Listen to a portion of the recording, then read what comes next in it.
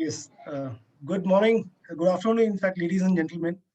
On behalf of ASMA, a leading community in academia, I, Chandan Anand, Vice President of INOSA Group, welcomes you all in today's exciting forum of School Leadership Conclave, which is promoted under the flagship event of ASMA's Education Leadership Conclave 2020, powered by Uniapply.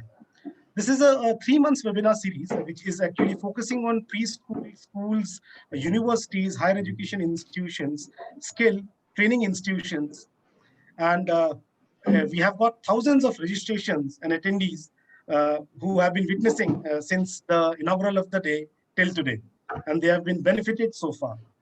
Your support, encouragement, and blessings has made this possible, and we are committed and passionate about what we are doing.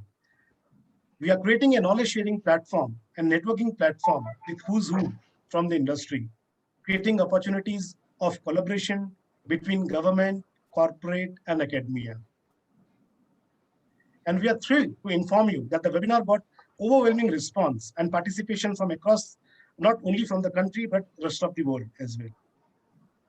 We have witnessed that since the COVID started, the very difficult phase in everybody's life and business have gone through. And we still don't know till what time will it continue. School closures, delay in fee collections, investment in technology, new age learning and teacher training, experimenting innovative ways of teaching and examination, assessments, and whatnot. Support from regulatory bodies and government, clarity of opening schools, and formal learning from ministry and respective states and authorities are still unclear and uncertain, even during Unlock 5.2. So what to do next? How to plan the journey ahead? One thing which we all have witnessed is that COVID has taught us new lessons and has opened new chapters of life. It has accelerated the adoption of digital learning. Blended, flipped, and hybrid learning has been adopted by many, and it has shown tremendous results. Skilling, reskilling, and upskilling is much needed. And today, we have with us distinguished speakers representing the best international board schools and boarding schools of the country. You would be having a wonderful deliberations on the topics like how international boards like IB, Cambridge, IGCSE are helping and equipped for a balanced approach to school education and future of boarding schools post-pandemic, adoption of new age learning, pedagogy, and teaching methodology. I'm very excited to hear our eminent speakers today, and we are very hopeful that you all will enjoy the valuable insights from our top academicians and edtech leaders. And we really and truly appreciate your time with us. Let me thank you, our partners for the event, engagement partner, FMA Digital, artificial AI partner, Urai, HR community partner, Digital HR, and the event is powered by Uniapply. Thank you all the partners, and thank you all the attendees for witnessing and attending the event today. So without wasting much time, let me have the discussions open, and let me invite the first speaker for the day, Mr. Saurabh Kulkarni. He's the business head of FMA Digital, and FMA Digital is the leading digital media and digital marketing agencies of the country. So he'll be focusing and talking about how digital transformation and social media can enhance the businesses of the boarding schools of the country. Over to you, Saurabh. Thanks, Chandan. Being the first speaker is always an exciting opportunity because you are opening the day, setting the tone. And there are so many eminent personalities from academia, industry following suit, right? So you actually have a responsibility to give a good show. So I'll try my best. With that, thank you so much. I'll share my screen and let's get started.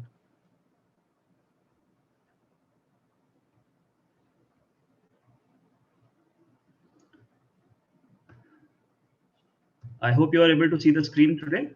Yeah, it's visible. Great. So the firm that I represent is FMA Digital, and I'm going to speak about the role of digital post COVID-19, post and during COVID-19 in school admissions and branding. Right. Let me open with this slide. all the dignitaries present here, all the audience, respected audience members would agree that admissions marketing and branding is no game of luck, right? It is a lot of hard work that someone has to put in. A lot of meticulous thought has to go in crafting and driving the right strategies, which will give you the results that we are all eyeing for, right? I relate it to the game of chess, right? In chess, every pawn has to be carefully placed. Every rook has to be strategically positioned to ensure that the competitor does not go ahead and win the game. So there is a competition in place. So therefore, it is not a game of luck. Everything has to be planned and executed properly. Having said that, let us try to see the top challenges faced by schools today, right?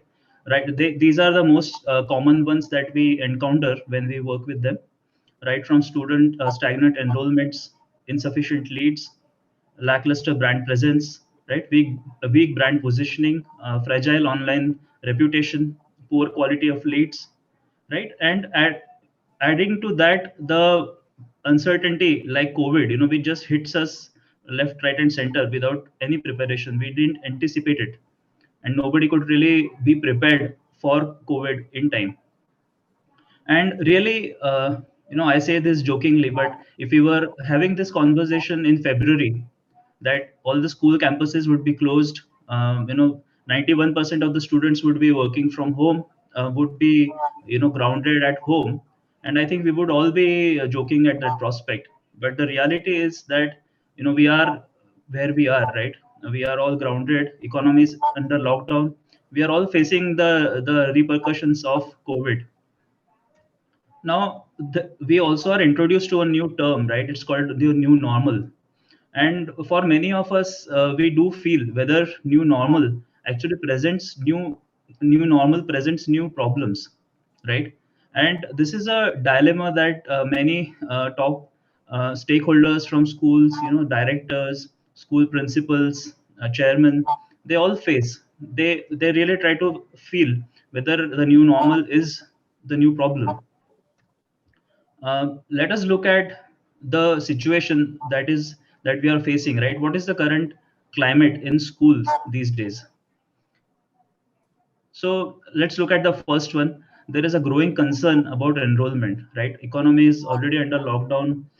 There is an uncertainty looming everyone, right, about what's going to happen. Uh, those who were not initiated, those who were not prepared, those who could not anticipate, now they are actually trying to find some quick fixes for driving better learning experiences and admissions. We all know that the campuses are shut down, right? The behaviors of the parents are also changing. The digital has emerged as a go-to platform now, right? We all know that school leaders are working very, very long hours around the clock many times with very high stress. Constant focus is how do we get more enrollments using whatever we can. And a very fundamental tenet of the landscape has changed, right? COVID has actually made a tectonic shift in the way we perceive education, the way we perceive digital for that matter. And we all know that there is a growing dependence on website and digital, right? Add to it the fact that the digital marketing landscape itself is vast, right? It is ever expanding. There are so many digital marketing strategies to be thought of. There are mobile optimizations to be done. There are social media platforms that are coming in and out of existence, such as TikTok, right? A few months back, everybody was planning for a massive TikTok strategy, but suddenly due to a policy, it's banned in India. We can't use it anymore. There are growing new practices being added to the digital marketing landscape. Plus add to it the uncertainty of COVID, which begs the question, what is it, how to actually proceed in this vast landscape. For many of the marketeers in schools, they, and even otherwise, a lot of us are not comfortable with the change of pace that is happening, that we are calling the new normal, right? It is actually going at a very fast pace that COVID has brought in. Having said that, this is what we believe in. for us, new normal actually presents new opportunities, right? So how we are going to see this now? When we have a deeper look, the problems that we saw in earlier, right? So COVID actually infused a lot of chaos in an unprepared school, right? And therefore, a lot of focus, a lot of order had to be brought in, where digital is helping everybody out. So this is how we foresee, this is how we see it playing out in the field, right? Website at the center of it. There is a very seamless exchange of communication between school authorities, the admission and the marketing teams. The teachers are seamlessly communicating with the students. Then there is the marketing content that's going out from the schools, website being at the hub, as the hub, right? They are active on social media. Parents are visiting social media pages on website. Students are able to see it, right? Get influenced. And what are the new elements that COVID has brought in the admission and branding journey? Let's look at them quickly. So I think a lot of us have realized that virtual experience matters a lot, right? We are all gearing up towards creating virtual tours of our facilities, of this, of how wonderful the school campus is, how wonderful the school library is, for example. So we are actually giving a virtual tour to everybody. We have to we are trying to ensure that we are keen to bring the campus to life, right? Through the videos, through the photos, through the testimonials out there. We are all trying to we all want to ensure that they are represented on the website properly, right? Before COVID, word of mouth played a significant role in admissions and branding, and it still does. Now the nature of it has changed. Now it is digital word of mouth that is important. For that, the threads of digital marketing, social media, they are all interweaved beautifully.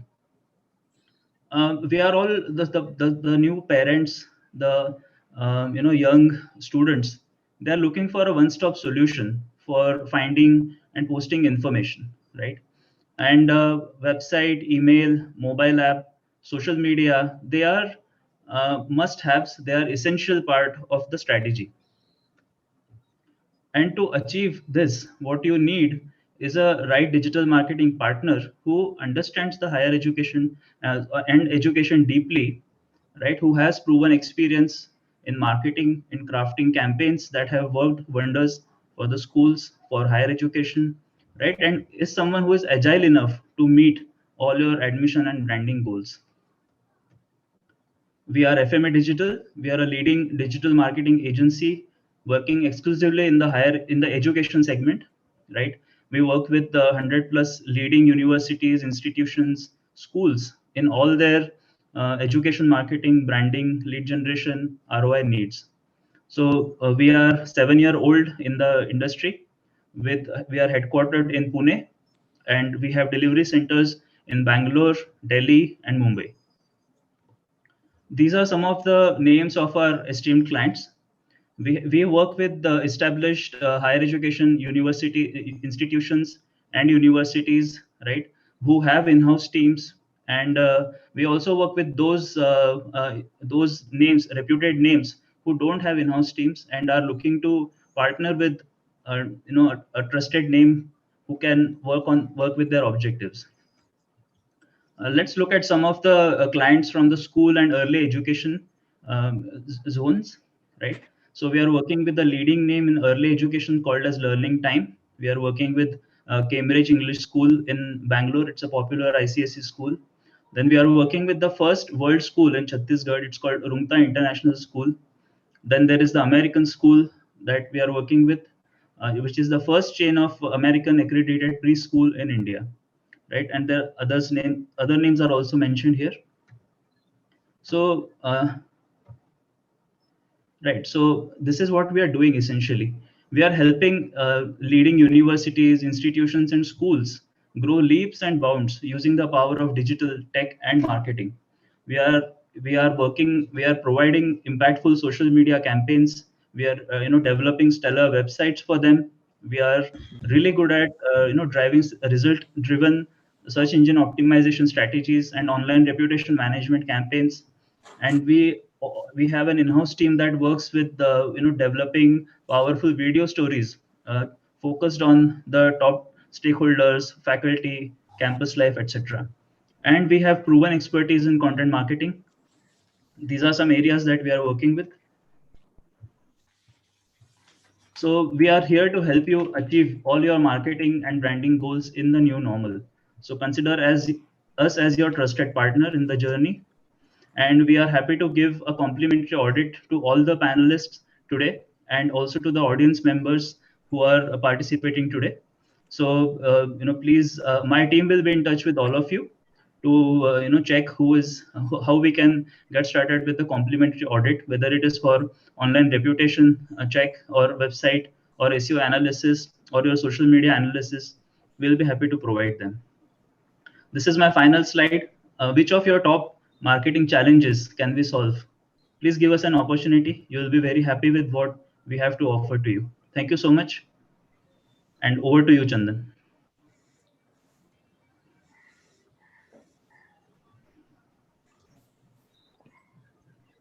Yes, Saurabh, thank you so much for making us understand how FMA is actually supporting us and helping us with all the digital marketing solutions, social media solutions. So this is what we are actually meeting in this networking platform. The opportunities of collaboration is the only means to go forward now. Opening virtual gates are the only things which we have to. So we can just see, and thank you so much, FMA Digital, Urai, and Uniapply, that you have partnered with us and helping the industry to understand how the edtech companies are helping us to understand and reframe and redraft our the admission process, learning interface, examination modulation, and the assessment process. So definitely you should approach them, you should get in touch with them and offer the kind of proposal which you have to offer to the industry. So thank you so much, Saurabh, for opening this deliberation and the discussion for the day. What best can have the edtech companies and the corporate to speak about this pandemic situation. Thank you, Saurabh. So moving ahead, I can see the lovely smiling faces from the leading school chains of India. And we are so proud and humbled, sir, that you accepted our request to come as an eminent speaker for this day. So it would be great to hear from you all that what international boards and the leading chain of schools are here to talk about on how international boards like IB, IGCSE, and Cambridge are helping and equipped for a balanced approach to school education. With us, ladies and gentlemen, we have the panel speakers, Mr. Rajesh Vasudevan. He is the head of schools, Manchester International Schools, Coimbatore. He will be moderating the session for the day. Welcome, Rajesh, sir. We have Mr. Ian Davis. He is the head of schools, Grodia International Center for Learning from Mumbai. Welcome, Ian. Ms. Jasmine Madhani, she's the head of schools, Jamnabai Narsee International Schools from Mumbai. Sudha Goel, she's the school director, Scottish High International School from Gurgaon. Anvita Gupta, principal, Candor International School, Bangalore. And again, happy to see you, Chandrasekhar sir. He is the CEO of Jan Group of Schools, Bangalore. So without wasting much time, my invitation to all of you, and over to you, Rajesh sir. Please moderate this session. Thank you so much, Chandan, for this wonderful opportunity that you're giving us. Though since March, this is what most of the heads of schools and the management have been doing for quite some time, which otherwise I think, thanks to COVID-19 or the pandemic, with some evils comes some good things. So, this has brought, narrowed down the walls to a larger extent and making things possible to look learning or education from a different perspective altogether. So a very good evening to all of you here. In fact, before, as a formality, as a moderator for the session, I would like to introduce the panelists for the session. Chandrasekhar DP is the CEO of Jain Group of Schools, Bangalore, with 18 years of experience in the education space and pace, I should say. And he has also been awarded as the youngest Young educationist, Rising Star of Education, awarded by the Education World in 2017. So welcome, Chandrasekhar, on board. I'm happy to have you with us. Sudha Goyal, Director, Scottish High, she comes with across the curriculum expertise. That's the beauty of the whole thing. When we talk about international schools, we feel that international school administrators are stuck to international education, but the reality is that basic education has started with state board, and then we have traveled across the the curriculum and have come here. So Sudha, warm welcome to you as well. Anvida Gupta, you're not, though probably I think we haven't met person, but then we have spoken a couple of times. So head of principal of Candor International School in Bangalore, a warm welcome to you, Anvita, to the session. Jamnabai Narsee has been steered by a very dynamic head of school, Jasmine. A warm welcome to you, ma'am. And with 37 years of experience in different scenario and learning and teaching and learning, we have Jan Davis, head of school of Garudia International Center for Learning, Mumbai. I think the quorum completes with people from across the spectrum of international education, representing different dimensions of it. So without much delay, I think we should kickstart with what we are supposed to be doing this afternoon. And once again, a warm welcome to all the panelists and all the attendees here. I was just listening to Saurabh when he was making his presentation. He said, new normal means new opportunities. So that's where we're going to start with. I feel that bigger the challenge is, bigger the opportunities for growth. COVID-19 has definitely challenged all of us, irrespective of the size of the school, irrespective of the nature of the school, the anatomy of the school, across the country, outside as well. What we thought wouldn't happen prior to 24th March 2020, teaching and learning, education per se has seen an enormous leap in terms of digital learning.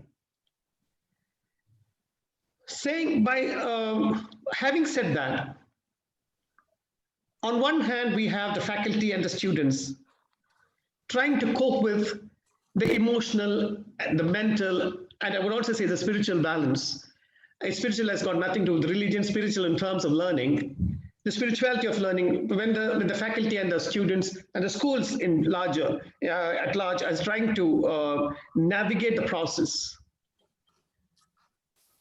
On the other hand, we have the parents with a lot of apprehensions, with lots of anxiety, as to, for them, education culminates with assessments and examination results and university entrances. And then there is another segment to this.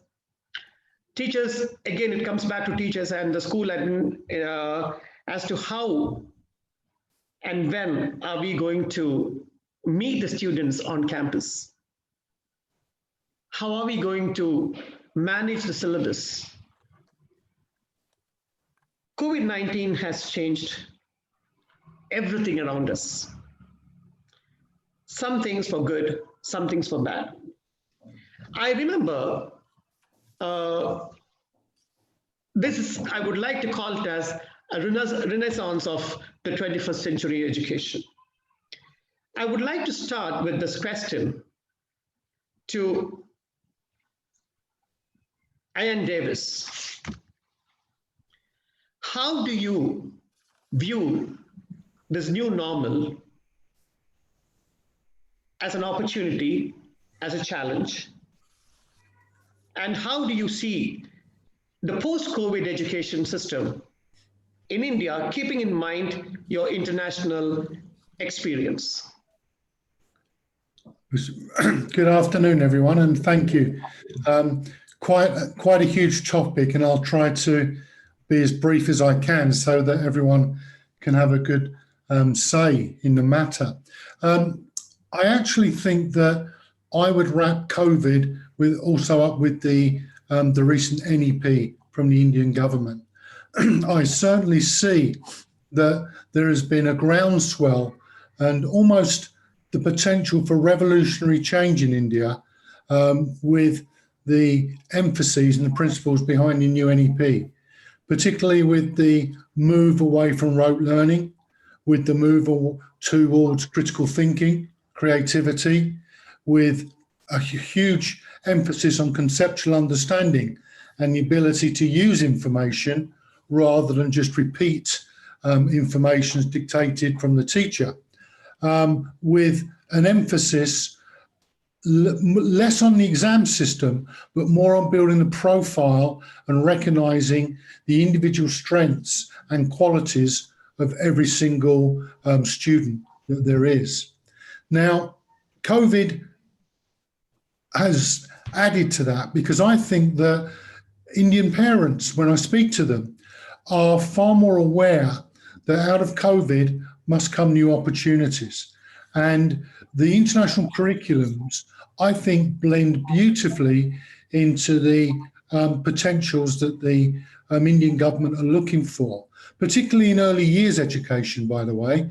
I think that's where everything will start, and I think that's where the impact will be biggest.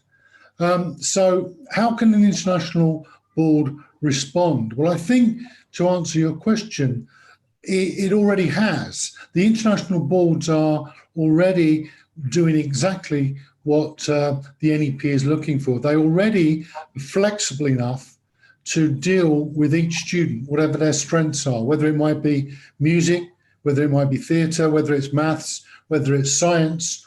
The international boards allow all of those specialities. But on top of that, they expect other things, which I think are very important, like service learning, the ethics and values and the moralities of being a human being are intrinsically linked to the international programs that we offer in our schools. And I hope out of the COVID situation, irrespective of online learning, we're actually going to get a greater emphasis on the well-being and the elements of learning that are not necessarily academic, but the social skills, the human skills, the capabilities of people to collaborate, to work together, to work in teams, but also to take risks, not to jump off a cliff, but to take risks with their thinking, to take risks with what they do, so that they're not always worried about giving right answers, but realizing now that out of sensible mistakes, progress and creativity can come.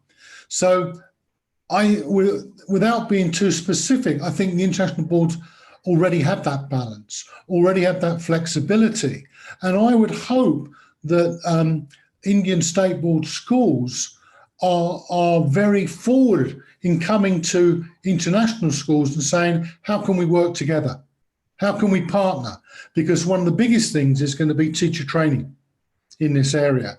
And there's a heck of a lot of good practice going on in many, many schools that we can share without any cost, and we can share without any of this competitive element between schools, so that the benefit of the students come first. And that's how it should be. Greater cooperation between schools, greater collaboration between professionals, and schools that work as colleagues. So it sounds very grand, but I think that's it. COVID, by the way, just to finish, I think, to me, has emphasized even more the importance of human beings. What we're suffering from online learning is the human touch. Some people will argue strongly that it's opened new horizons for people through technology. Yeah, but that's in a small way. What is really lacking, and what everyone is craving, is for that teacher as a human being to work with young people. And that's why we mustn't devalue our teachers in the schools. We've got to do everything we can to build them up and to give them the support they need to take the future forward. Thank you. Thank you, and that was a very specific and detailed perspective on the entire scenario that all the schools across the world are facing through. Having said that, I would like to hear from Ms. Jasmine as to what is her take on this situation that we are in, and how do you see the new normal? Thank you, and good afternoon, everyone. It's pleasure to be here sharing our perspective on COVID situation and way forward from here. As Ian already mentioned that some of these areas are integrated into the international curriculum already, what we in the school are running. But most importantly, when it comes to the students and what we spoke about, human touch. So when lockdown was declared, the first thing came in our mind was that, well, how do we now give the same experience so that there is less impact on students' well-being? So that was the first area which we had to look into, and starting with that as a vision that we want to give the same experience, as well as taking care of that students are no more going to be in the classroom, and of course balancing the academics. So as leaders, yes, those are the challenges what were put forward due to COVID, I would say. I would say the situation, when you look at the team going through this for many, many months now, definitely I feel that the adaptability and the flexibility, what I could see in the entire team. And when I talk about entire team, or shall I say all stakeholders, including students, parents, teachers, and of course, the other leaders running the program. So everyone was looking at, okay, cooperation was one, collaboratively coming forward, sharing best practices among teachers, and then, okay, this worked very well in online platform, and they all sort of are supporting and still supporting and moving forward. So if I look at a lot to learn from this last few months from the entire team, and it all happened because of everyone coming together.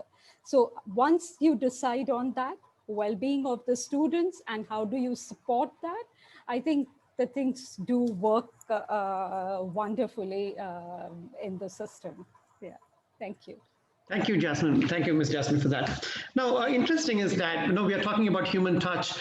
Mr. Ian Davis and Ms. Jasmine have been talking about it, and I think they have come to an agreement saying that yes, there's no absence of human touch, irrespective of the fact that we are being separated by the virtual divide.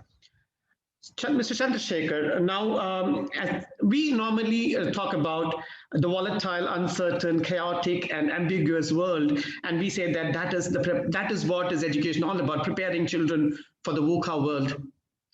As a CEO of Jain Group of Schools, what is that you have to say about this, preparing children, or education as a preparation of life itself? Good afternoon, and thank you very much. It's a pleasure to be on this forum, sharing learnings from all people on the panel and the attendees. Now, coming specifically to the question, well, I always have this belief that children are unaffected by the VUCA world because they make the VUCA in the world, right? So they are the people who are at the center of the universe, if we call it, especially in educational institutions. So if we talk about technology, they are technology natives. If you talk about innovation, they always breathe innovation in everything they do. But one thing which I would like to say here at the outset is, with the pandemic, the one thing which has happened across is the world has got into an accelerated mode. There is a kind of a crash course which is going on for everyone in every dimension and discipline. People who did business are now reinventing their new business models and questioning what in the first place were they doing before Jan 2020. People like me who used to travel 12 to 13 days in a month visiting schools and institutions across the country are wondering as to why did we even do that kind of traveling when things could have happened through technology. And let me tell you this, The school buildings might have got closed, the institutions might have been shut, but learning has not stopped. It's always, in fact, it is much more than what it used to be. In fact, back in the days, we used to wonder, why can't children connect with teachers somewhere around 7:30 in the evening, so that that's the time when they sit down to prepare their homework or their assignments, and they have some doubts. When you sit down to solve some problems or issues, you should have the opportunity to connect with your teachers and get that doubt clarified, because that learning is more amplified than classroom learning. Absolutely. Today, that is the normal. People are calling their teachers or dialing their teachers at their requirement, and teachers are happy to help. So coming back to the question, what you said, as in this VUCA world, what has happened? The teachers, the schools, the models have become very, very flexible. It's adapting, and that's the best thing. And children, for the right reasons, are in the driving seat. They are now saying that this is how it is, this is what we want to do, and this is how we want to learn.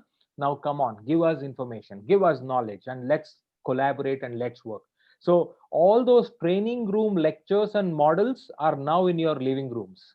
So that's the best thing I would like to look at in an optimistic way in the given scenario. Maybe going forward, we can talk about the issues and challenges, but I would like to stop here and say VUCA world was always there, but now it's more into our lives than just a theoretical concept. Thank you, Chandrasekhar. That was well put. About the anxiety or the apprehension all of us had, and especially as people in the field of education or the process of teaching and learning. The apprehension is what that drives us for innovation. Like we always think about how do we improve from this to the next. And so thank you for that wonderful thought on, sharing that wonderful thought with all of us. Ms. Sudha Goyal, being the school director, there's a huge responsibility, when it comes to situations like this. On one side, you need to navigate your team, and then you need to keep your students, their mental makeup, the mindset right for the learning. And then you have these parents with never-ending questions. How do you, as a director, cope with this situation, and what is that you have in store for them if all things go well and we are able to open the school in a couple of months from now?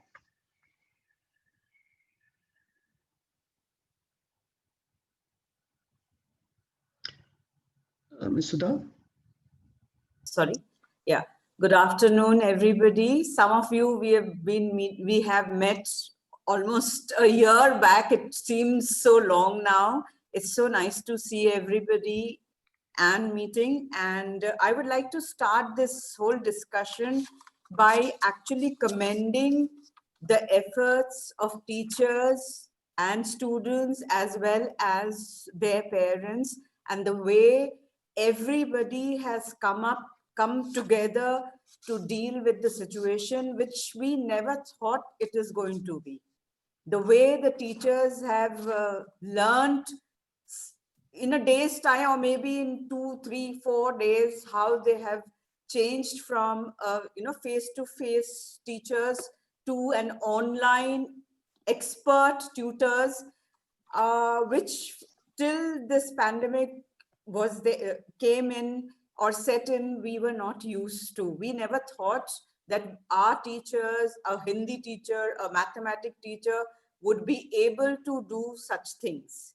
It is amazing how these kind of situations, when we face, we come up and we do overcome all these, and we become expert in things, and we learn. That shows that we are lifelong learners. That proves that each one of we are lifelong learners, and we learn every day. And like you said, my school is not only an IB school, it also offers, I'm the school director, so I have ICSE, I have PYP, I have Cambridge, I have IB diploma program. So yes, we have to manage all the curriculum, and each curriculum is different from other. And definitely, when it comes to online, I think somewhere all curriculums have come in a similar manner. You are using a lot of technology. While using technology, we have also kept in mind the mental and physical well-being, emotional well-being of children. We have been trying to connect with the parents through our counselors so that, you know, because we know that there's a human touch which is missing. That whole idea of children coming to school, it's a great thing that the children, everything has come to our drawing room or in our studies individually.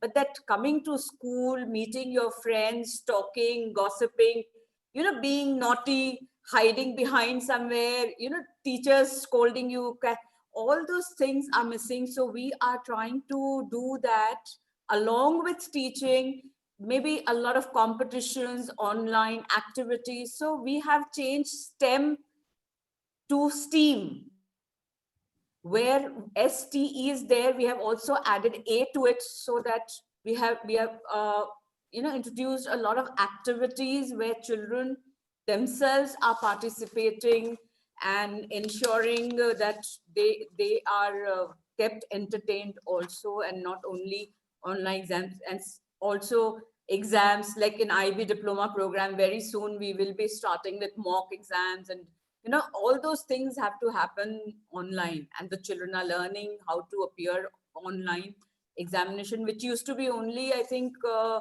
when these other online SAT and other things were happening. Now it has become a normal thing for us. So yes, we are trying to deal with all these things, and also ensuring that the parents, there's a connect with the parents, the teachers. We ensure that the teachers are talking to the parents every week. We are ensuring that the children, one-to-one conversation with children, counselors taking sessions. So all these things together I'm trying, and my principals are helping me in that. And the way the teachers have come up and coming together, collaborating and working towards this, I think it is going to be, it's a great thing that has happened, and it is going to be a part and parcel of post-COVID time also. Because along with one face-to-face, I think online teaching and learning and connect with the parents and the children is going to be a normal way. It is not going to come to an end so suddenly that one day suddenly we start having face-to-face. So definitely it is going to be a blended learning where we are going to have online teaching as well as face-to-face.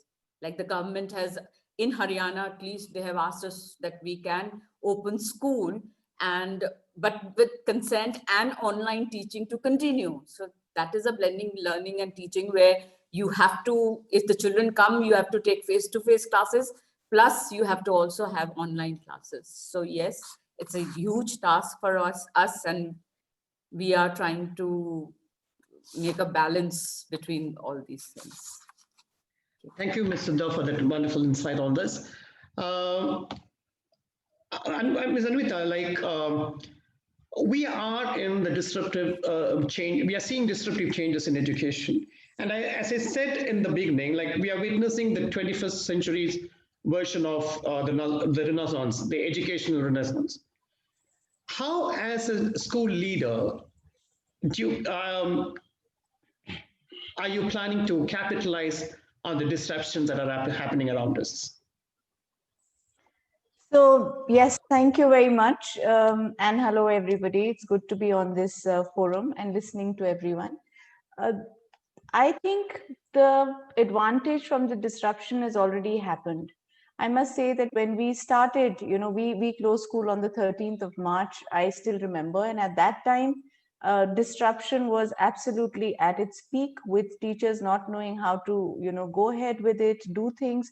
And then slowly and steadily, we have all evolved. In fact, very quickly, we have all evolved into beings that are very comfortable with technology. Some of our teachers who actually went and locked themselves in their houses for 3 days and could not be found are now almost the cheerleaders for technology. So while COVID has been one of the probably one of the worst phases for humanity in many more ways, in more ways than one, but if we look at the positive side of it, we have been thrown into technology and we have used it very well.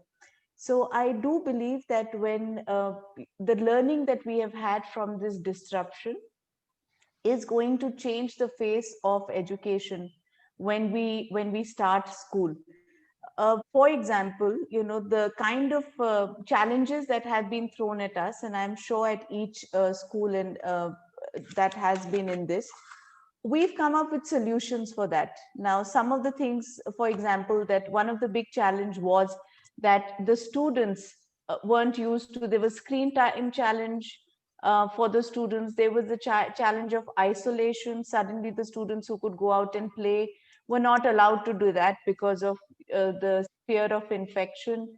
And so we as schools, we had the responsibility to create a balance, a well-being balance among the students.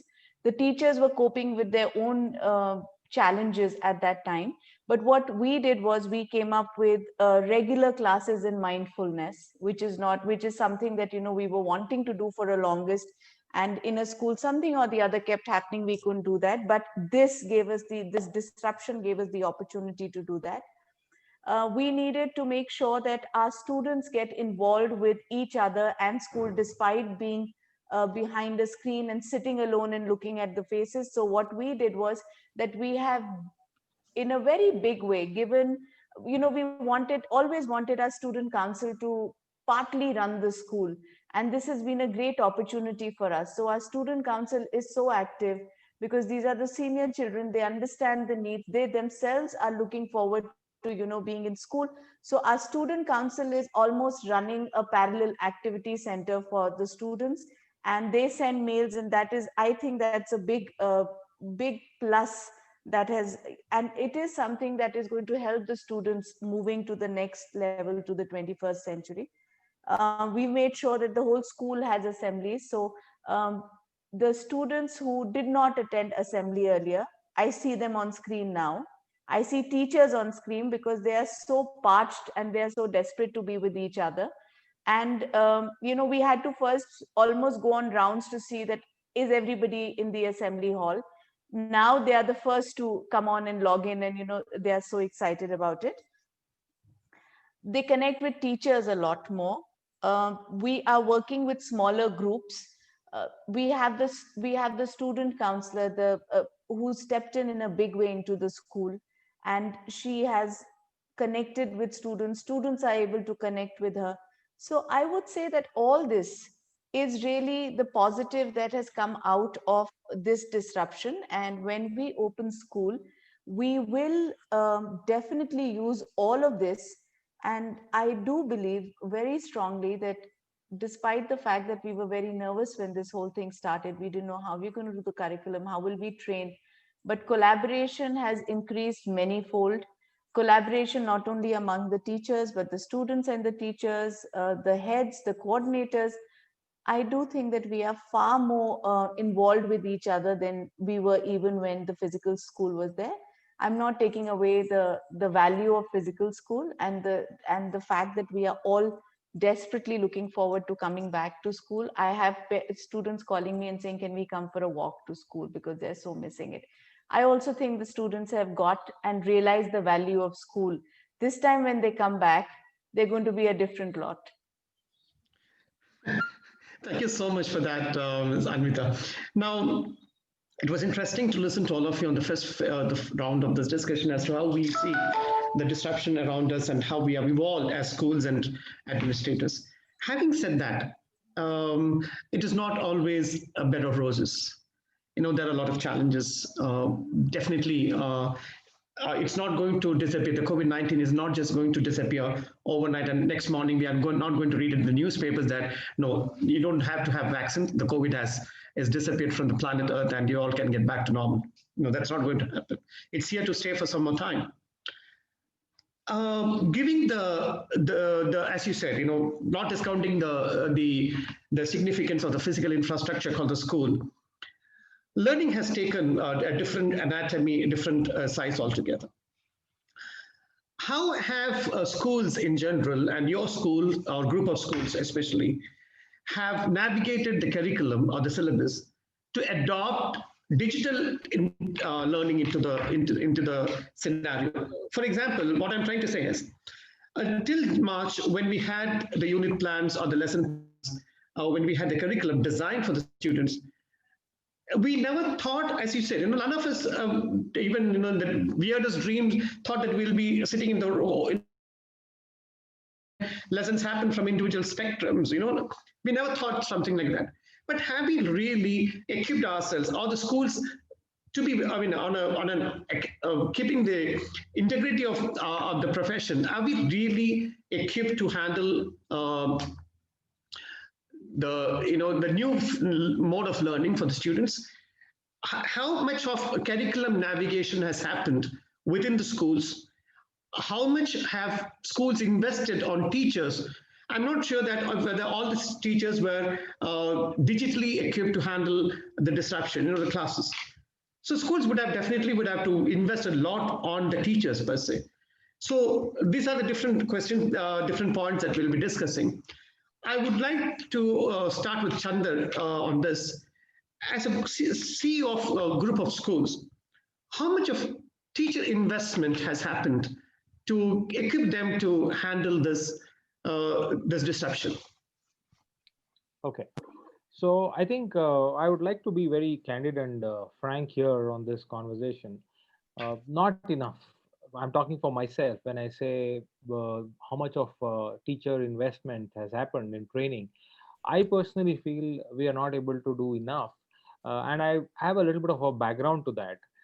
Because it's like this, right? When the ship is moving, there's only that much you can kind of maintain it, or you can service it. I do say this because March 17th, if I'm not wrong, we started getting the notification that there will be a month-long shutdown. The schools had to shut down till the end of March 31st.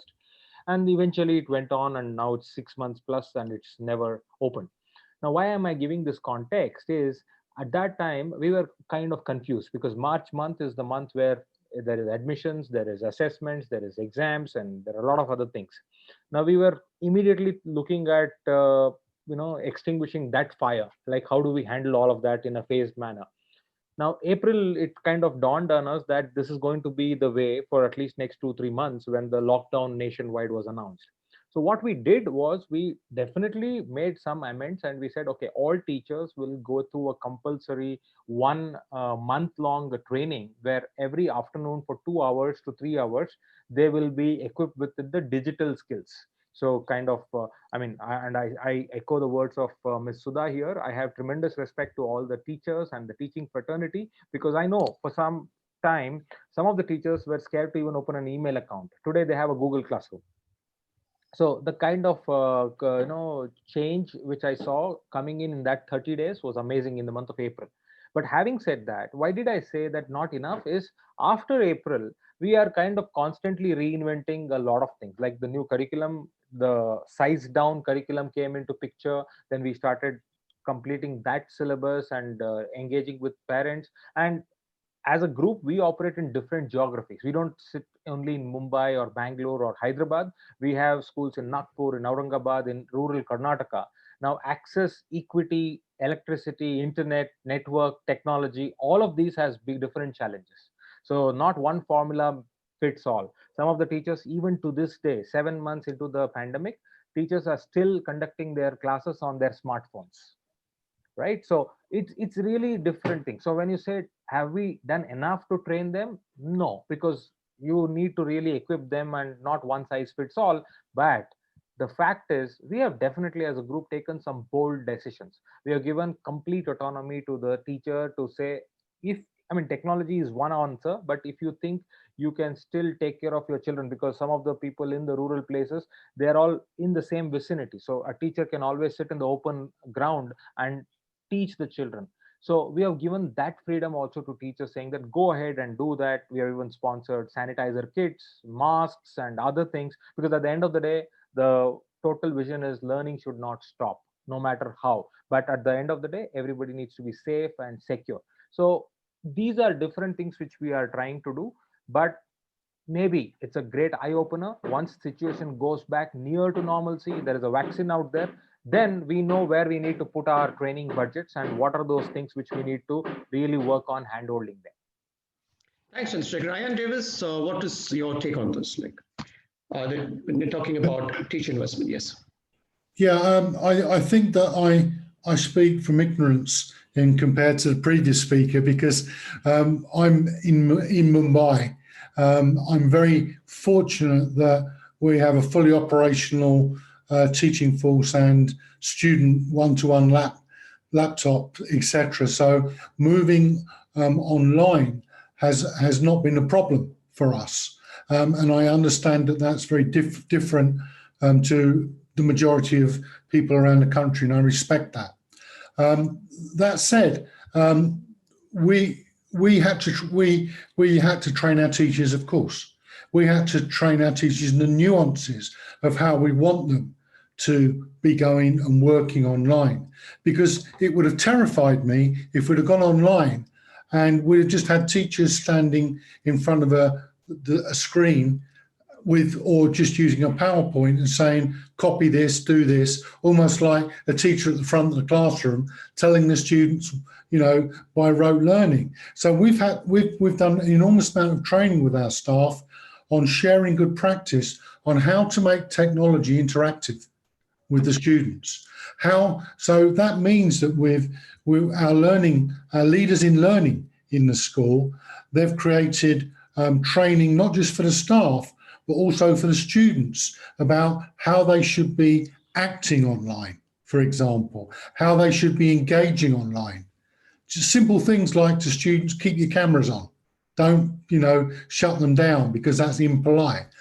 Things like when to turn off your mic and a whole range of things, but how to use groups, discussion, how to give respect to other people, how to use your hands online, and it sounds silly and simplistic, but really very important in terms of using the online as the new classroom, but using the online new classroom to deliver quite, I think, upfront learning understandings. We didn't want to return to the easy option, which is just open your book at this chapter and we'll follow it through and we'll have a test. We don't want that at all. So what it's meant is that all of our staff, myself included, we've rewritten all of how it is to teach. We've completely rewritten how we operated. And that's why I take my hat off to the staff, because I think the online has been even more of a problem for teachers in terms of physical fitness and in terms of just being able to have the ability to go for so many hours a day and teaching and maintaining such a high level of professionalism for so long. So we've had to be very adaptive.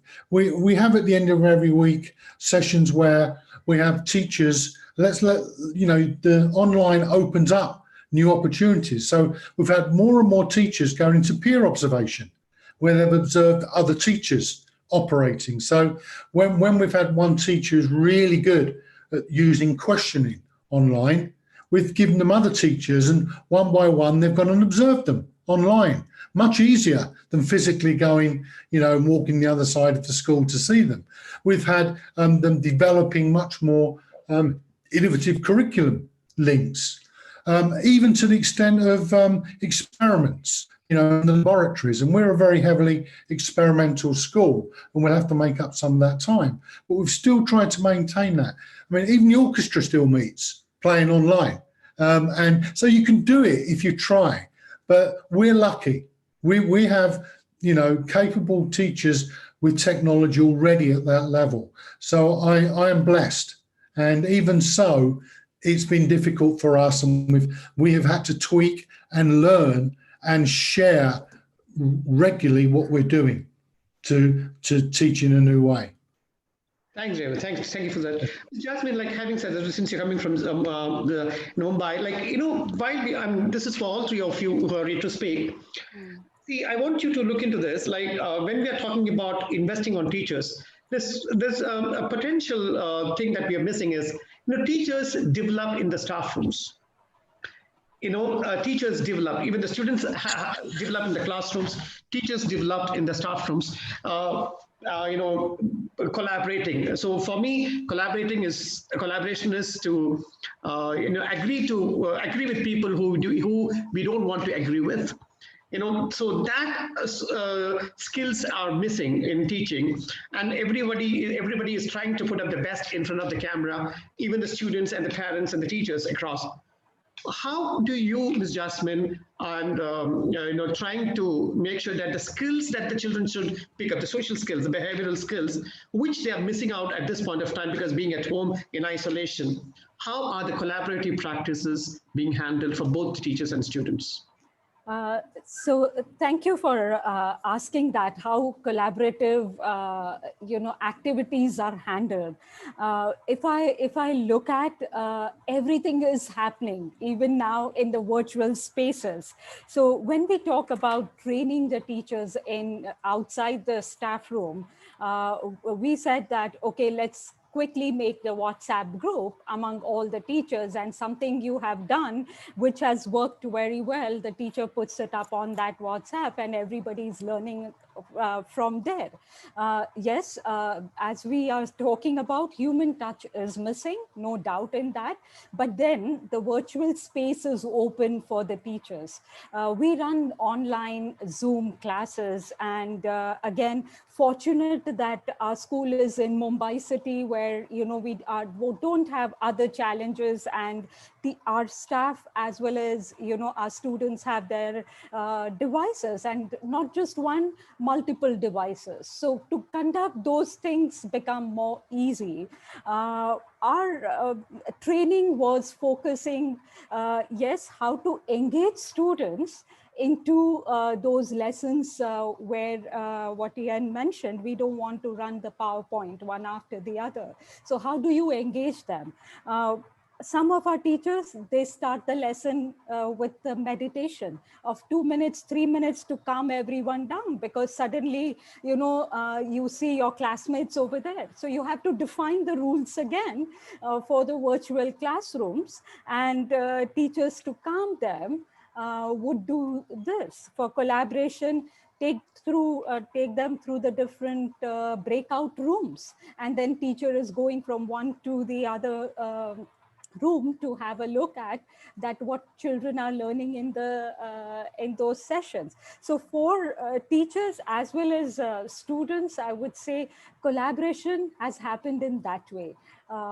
Encourage something, I mean, we don't have any other option but do virtually. So this is what is going on. And even for the parents, I feel that we had to even educate them that this is the personal space between teacher and a student, and we want you all to step behind and leave them and enjoy those activities happening in the class. Yeah. Thank you, Jasmine, for that. Now, Anvita, like while we say that when we are talking about disruptions and the challenges that have come across and how we are navigating very successfully in that direction, the blended learning comes across as a silver lining. You know, like now we know that when we plan the next year's academic year, 2021 is over, 21-22, for the next academic year, if you're going to plan the curriculum or the lesson plan, what new aspect are you going to add into your lesson plan, into the curriculum, keeping in mind the post-pandemic situation? Yeah, so yes, definitely, like I said in my previous, little bit, that we will be looking at technology. Technology is certainly going to play a very important role. The teachers too are now leaning on technology. Once again, I would say that technology will not replace the teachers. They will not replace the physical touch. Now, one of the things that we have done during this time is I'm actually quite excited to see what it's going to look like when we reopen school. The first thing really that comes to my mind when we reopen school is something that you said just a while ago, that COVID is not going to go away. So I think what is really on top of my mind when you talk about reopening school, the physical school, is the safety and security of students. I think that is something that we all are a little worried about, are looking at, are running some protocols, are running some systems in school to see how it's going to be when the students come, how this not only blended, but this hybrid system will, because we will have to have students in school, we will have to have online learning going on. Yes, the government is going to let us open schools, but there are parents who are not happy to send their children to school till the vaccine comes out. Even when the vaccine comes out, it's not like one day we'll wake up and we'll say we are safe. For people to get the vaccine, it's going to take time. Now, what has happened is, really, when we reopen school, I think it's going to look very different, because one of the things that I would like to mention here that we all have done is our policies look so different now. I don't know how many of us have worked, but a lot of us have worked on our IT policy, on our safety policy, on our online policy. Libraries, are now digital. So I would say that we would use all this good that has happened, all these students who are taking the lead, the teachers who are, for example, before this, we would always struggle to collaborate, and collaboration is so important. I've always said that the teachers are the warriors during this time, the unsung warriors, because we've spoken of nurses, we've spoken of doctors, but the kind of work the teachers have done, which is mostly women, they have had to run their houses and do all of that. So coming back to schools, but we would struggle to collaborate, as I was saying, and now we collaborate on a daily basis. So the time that the teachers were using to travel back home is being used for collaboration. So I think time management has increased multifold in this whole situation. I do see that when the schools reopen in every which way, whether it is learning, holding blended classes, holding online PTSCs, changing our lesson plans in a manner that a teacher is not just leaning on one resource, which is the whiteboard or something. For example, in our school, we've got interactive boards. So the teachers will come and they'll be using a lot of technology even there. The lesson plans will definitely need to look different. I doubt if the teachers can also mentally go back to the old ways of functioning. That's exactly the point was. Yes. Quickly to wind up, just to add on to this. So when teachers come back, they're coming back better equipped. For the 6-7 months, they're better equipped, even the students. So I don't think schools can still manage with the textbook, the kind of scenario that was 6 months ago. I think there we have to move forward with the new, and the teachers will have to be supplied with that kind of resources. So thank you, Anvita, for that point. I'm just moving on to Ms. Sudha. How are you going to face the new animal called the new teachers and the new students in your school post-COVID? Okay, yeah, of course, they are going to be totally changed to teachers and totally changed students. Definitely, when we were talking about teachers development, we have not talked about Microsoft Team, which is something very difficult for teachers to learn.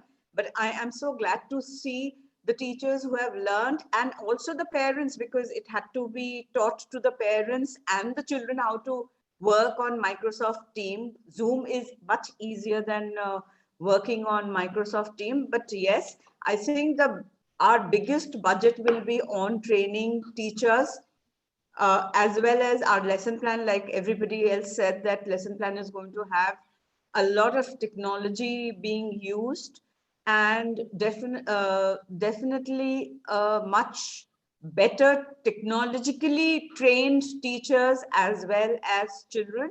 The only thing I think we will have to teach our children to again come back and have that human touch, which they have been missing all these almost a school year.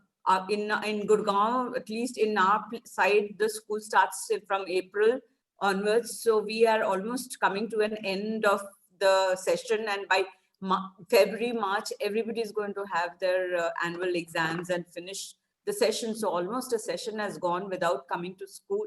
So definitely, especially the children who are in nursery, who are in grade 1, who are going to come, they have missed one whole year of school and they don't even know what the school feels like. It is going to be a new nursery, no new KG, new grade 1, new grade 2, especially no new grade 11 who have no experience of coming to school and sitting with children and actually, talking to the teachers or in on like face to face. These nursery children who are there, they have not even seen their teachers face to face. They have only seen them on screen. It's like TV for them, especially the smaller children. Definitely they're going to be a different lot, and it has to be a different way of treating them, maybe as if they have just joined the school and they have to be taught how to be in class, how to be outside class, because they have all been at home all this while. Yeah.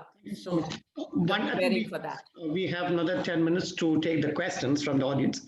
But then before that, I just want each one of you take around 30 seconds to 1 minute to just, there's no one touch solution to anything, in the new scenario, but then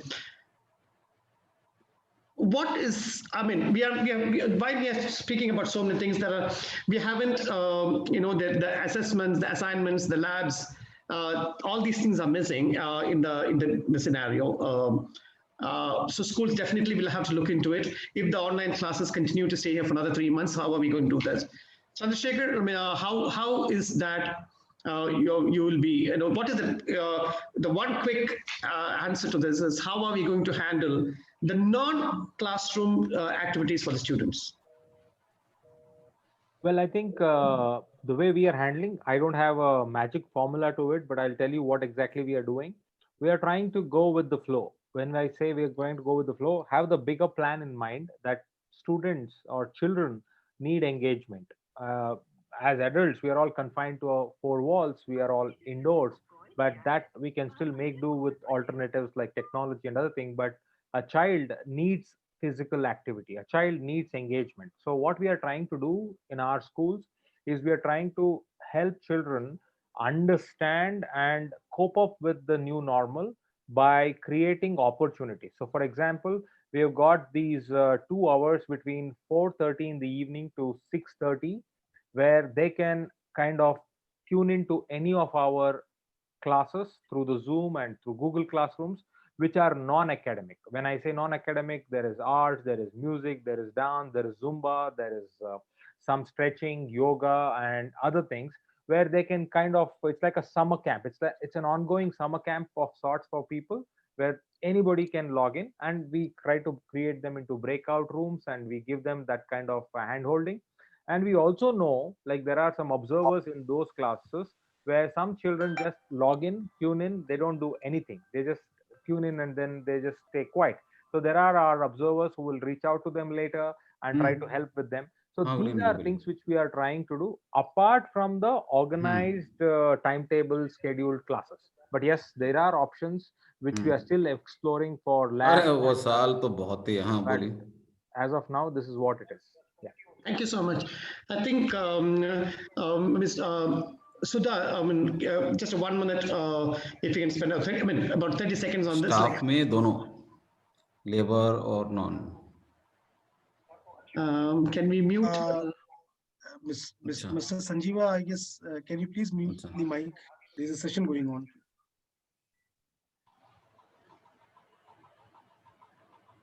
Yeah. So over to you, Ms. Sudha. Like, what do you see? How are we going to handle this? And the assignments, assessments in particular, examinations, the fear of examination. I think has that been, children are now, like they're getting used to this exams through Google Classrooms and technology based. Exam.net. Yeah. So how, coming back to the real pen and paper test, when the school reopens, how are you going to handle this? Yeah, as of now, what we have done is we've started with grade 9, 10, 11, 12 with 3 hours of papers and then scanning them and sending us back to us and we correct them and send it back to them and then have PTM. So with 9 to 12, we are trying to do that. 6 to 8, after that, we will start with 6 to 8. Before March, we will definitely have a mock exam for them, train them to sit for 3 hours and write. And of course, till grade 5, we don't have any exams. So we have continuous assessment. Those are conducted on exam.net as, multiple question answers and all. So it'll have to happen like that. And we are trying to do that. I think the time is over. The other session people have already come in. But we have 2 more minutes, I think. Chandan, how much time is left with us? Because I've taken questions. Please go ahead, sir. So you have another 4 to 5 minutes. Thank you. So, Ms. Anvita, coming back to you, to all of us, the international schools were better equipped in terms of many things, because, there are certain expectations as to when a child is put into an international education. But they see that the digital class, online, the blended learning, the flipped learning, that has always been part of our scenario. But then assessments have never changed, even unless it's for MIP, it's going to be e-assessment. Just all the exams are going to be pen and paper. So how do you see it in your school? The children, as we approach another term coming to the last lap of it, how do you see assessments happening? So, actually, yes, you're absolutely correct that assessments is something that is so important. And even we, in the PYP, of course, in the primary years, we don't have an issue of that. But in the senior classes, the classes that are going to take the board exams, those board exams are going to be taken by everybody around the world, and that's not changing.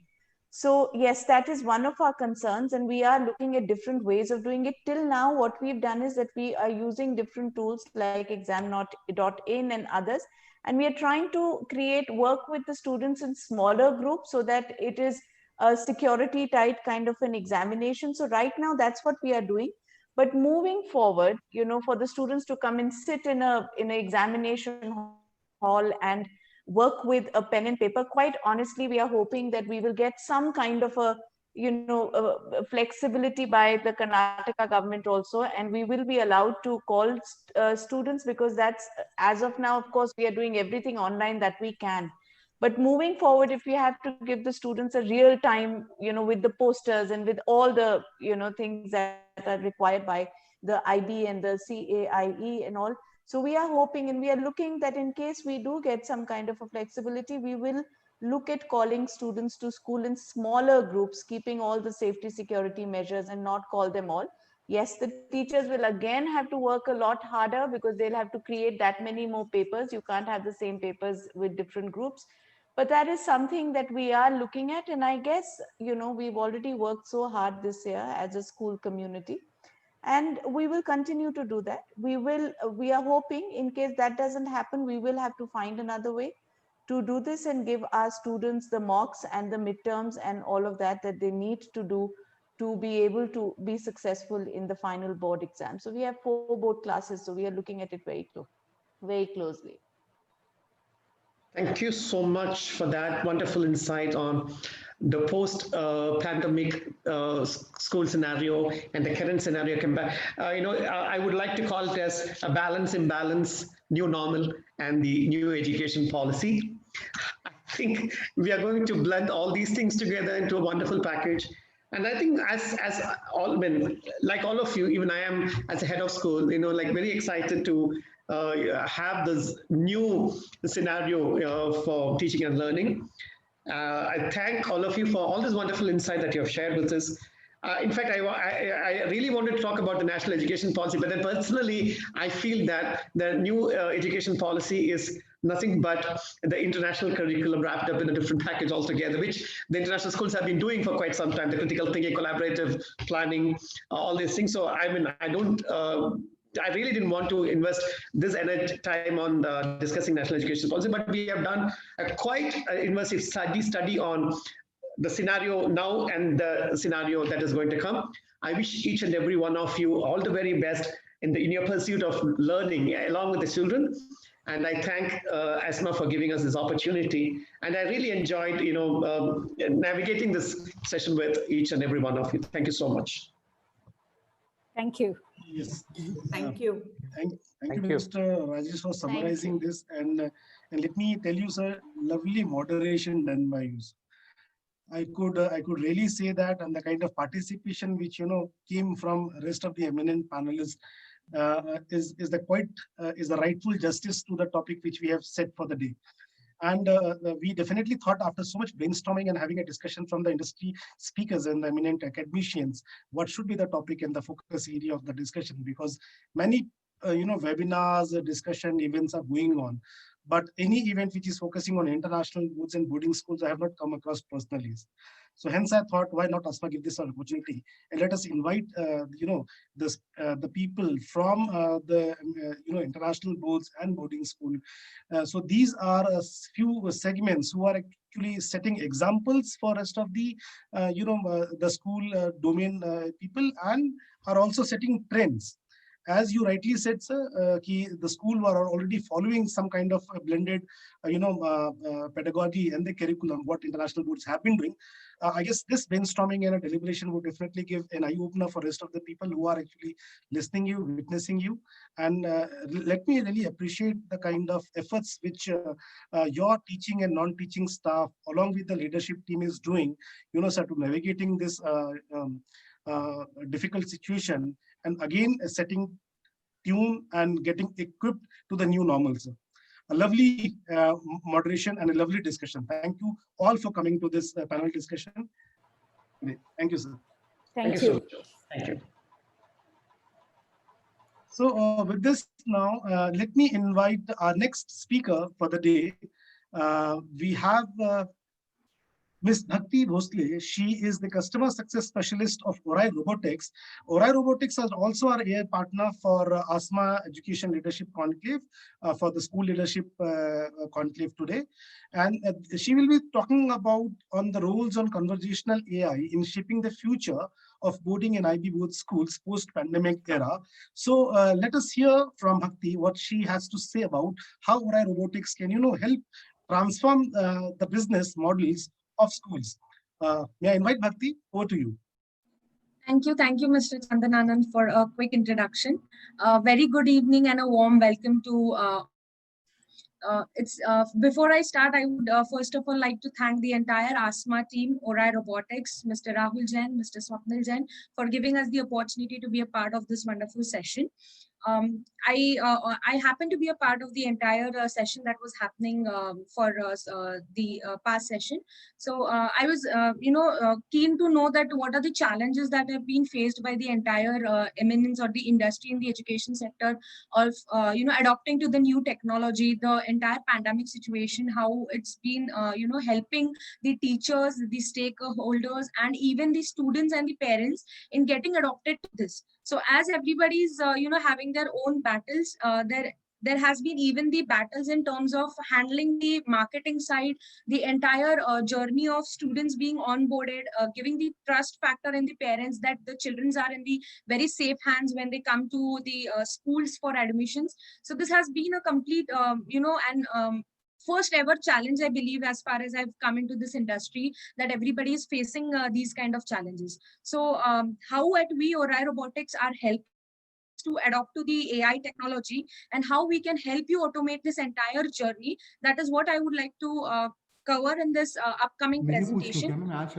Please let me know once my screen is visible to everyone, so that I'll be able to take it up from there. I hope my screen is visible. Yes, please.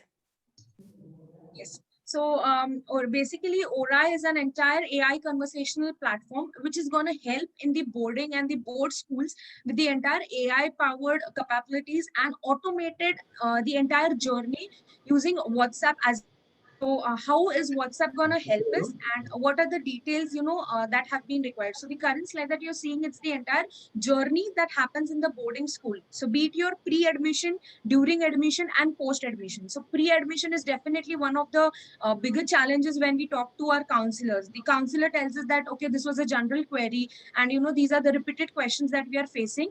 And this is where the most of the time is gone in addressing to the very serious needs. Right. So once that has been taken care of, how can AI help you in entire during admission? So, entire PDFs or the details of the classes starting, the timetables that has been done, what are the events coming up? So this entire journey of the students boarding and the international journey can be taken care using the AI platform. So, glad to introduce the first ever AI marketing and engagement strategy, which is going to help us in eliminating the obstacles which parents and the students basically face. So when I talk about the entire journey, we know as a student, when you think as a point of a student or a parent, parents are very keen to know the factors that are there right on your screen, like understanding that, okay, my child is coming there, so what are the additional facilities that are available in school, what are how is the entire student life, how is the campus, how are the admission assistants. So these are very basic queries that a parent, for a point of a parent view, they are very, very necessary to be taken care of. So how can AI be able to take it up, even considering your marketing journey? So here are a few 5 stats which will be coming up, which is going to change the entire perspective of using an AI in the marketing side of it. So currently, if you see, 82% of the marketing leaders are planning to adopt to AI, which is going to help in improving the entire customer, parent, or the student experience. So when I talk about the entire AI journey, right when a person comes, so the first go-to person, this is like, okay, where can I get in touch with all they need to do is they look at the phone number, the phone numbers get connected, not connected, and the entire connection with that parent and the end person is missed out. So, and when a person also gets connected from the school side of it, the questions are very basic. So how can we eliminate that? So by using the AI technologies, you can have your set of all the pre-admission kind of queries developed, and AI itself will be able to take it up. There is no requirement of a human counselor or a human salesperson to even interfere there, because your AI is handling that. So when we talk about the second stat, 85% of the executives believe in using AI, which is definitely helping the productivity of our sales team. So when I talk about the productivity of the sales team, now your sales counselor need to only cater to those leads who want to come and take the admission in the institution and who needs a personal attention. All the entire conversation before that will be taken care by AI. So when we talk about that, even your basic, when what is the time, when can I get connected, all these basic details, 40% of the consumers are willing to accept through AI chatbots. So there is and specifically at the given period of time. So and the most important, today's generation or today's parents, what they prefer is like, okay, right now I'm not available for a call, but let's connect via messaging, right? But as humans have their own limitations, we humans cannot cater to a lot of inquiries. So the fifth point is basically this consumers which are currently using, when I talk about the messaging application, your AI is gonna, get connected to all your messaging application, be it your website, be it your Facebook Messenger application, be it your lead generation advertisements as well, and be it your, an assistant as a counselor. So you will have an entire AI virtual counselor taking care of all your marketing queries, all your during and all the post-academic journey. So when I talk about these factors, I really want to know that what are your thoughts about, where does your target market lies. So I would request everyone to please put their thoughts in the comments. So the question is like, where do you think your targeted segment boarding schools are primarily on? Are they using mobile? Are they using WhatsApp? Are they using Instagram, or all of the above factors? So when I talk about, messenger application, the main criteria is we also need to understand where people are spending time. So as we all know, and we ourselves, right, during this session, I believe most of us were also connected over the WhatsApp, right? To just check what are the updates going on, how is the, rest of the things taking care. So when I talk about that, 90% of people above 15 plus age group are spending their time over WhatsApp, which is on an average 2 to 3 hours. 90% also people spend their time on Facebook Messenger application to have conversation with each other, knowing how the industry is evolving, what are the things, or sharing each other the post or the recent updates related to the industry. 60% of the people prefer going onto the website where they spend on an average 1 to 2 hours to understand the entire school, what their facilities are, how are they working, how are they adapting to the new technology. And 10% of these people who check the messaging application on an average 2 to 3 hours. We also know we don't even check most of our normal text SMS that has come on our phone.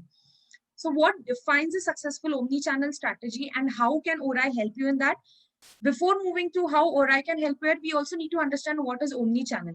So omni-channel is basically in a layman language. How can I connect my website? How can I connect my service support team? How can I connect the marketing collaterals? And how can all the leads or all the support that a parent is looking for, can they come to a single channel? Yes, the answer is definitely yes. So using an AI automated tool, all your entire collaterals, all your queries can come to an unified channel wherein all the queries can be taken up and even answered to without any human intervention. So chatbot definitely helps us in driving the engagement of the parents. So it also helps us to understand that, the parent is not lost. So it's like, okay, your student has taken the admission. There is so parent doesn't feel that he has lost the connect with the school. So how can AI chatbots help you in the outreach? So entire pre-admission information can be provided via the AI chatbots. All your application support. So if there are any basic queries, do I use a black pen? Do I use a blue pen? From where do I submit the form? Or where is the payment link? All these kind of application support can be taken care by ORAI. All your marketing integrations, like just I said, through Facebook, your Instagram advertisements, through PPC campaigns, through your or other social media platforms can be tightly integrated with ORAI.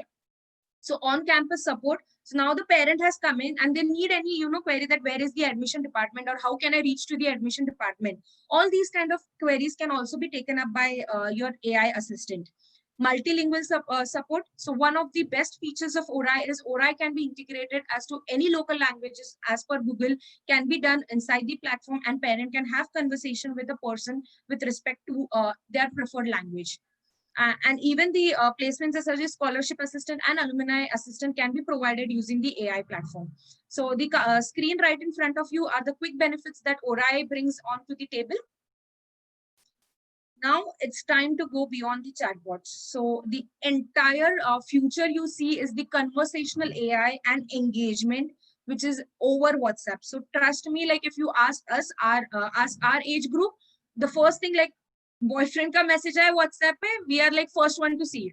And any like just a vague example, but if you talk about any like I to prefer like emails, we hardly check, right? If there are any updates on the emails, we hardly check. But there is a sound notification. It's the fastest that we currently see in the scenario.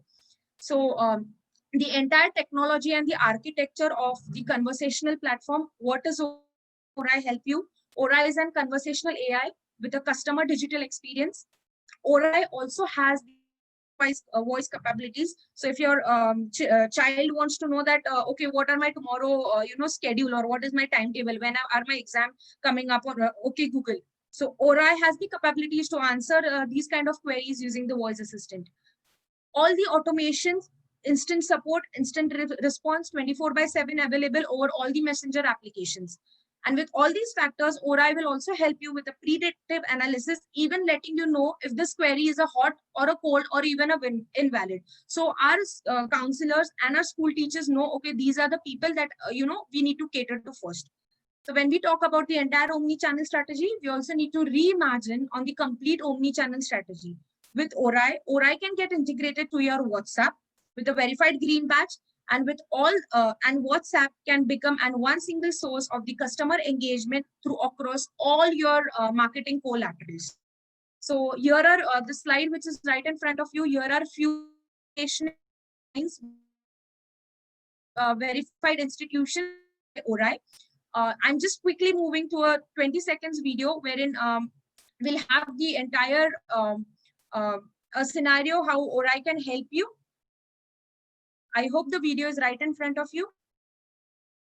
So if you see, Rumta is one of our trusted clients. So wherein I just sent a hi message wanting to know what are the details at Runta Group of Institutions. You will see it will directly say that, I am Ria, your virtual counselor, and what are you looking for? So I can say that, okay, I'm looking for an admission or I'm not looking for an admission, and can take my query. So it will just quickly ask me what is my name so that it can greet me. And then the entire conversation will be taken ahead by the entire virtual assistant without any human intervention. So as I fill my details, you will see each and every information related to Runta Group of Institution is right in front of me. All I have to do is select my option and go forward for it. So if I want to know about courses, I can click on courses and get ahead with the courses. So it's time for us to understand the needs of the futuristic IB schools and boarding schools in which we look forward for advancement in the parent and the student outreach, which will be able to help the parents reach the school very easily at their given period of time. It will also help engage with the institution or the school. It will also help retain that customer, and it gives a entire trust factor with the institution.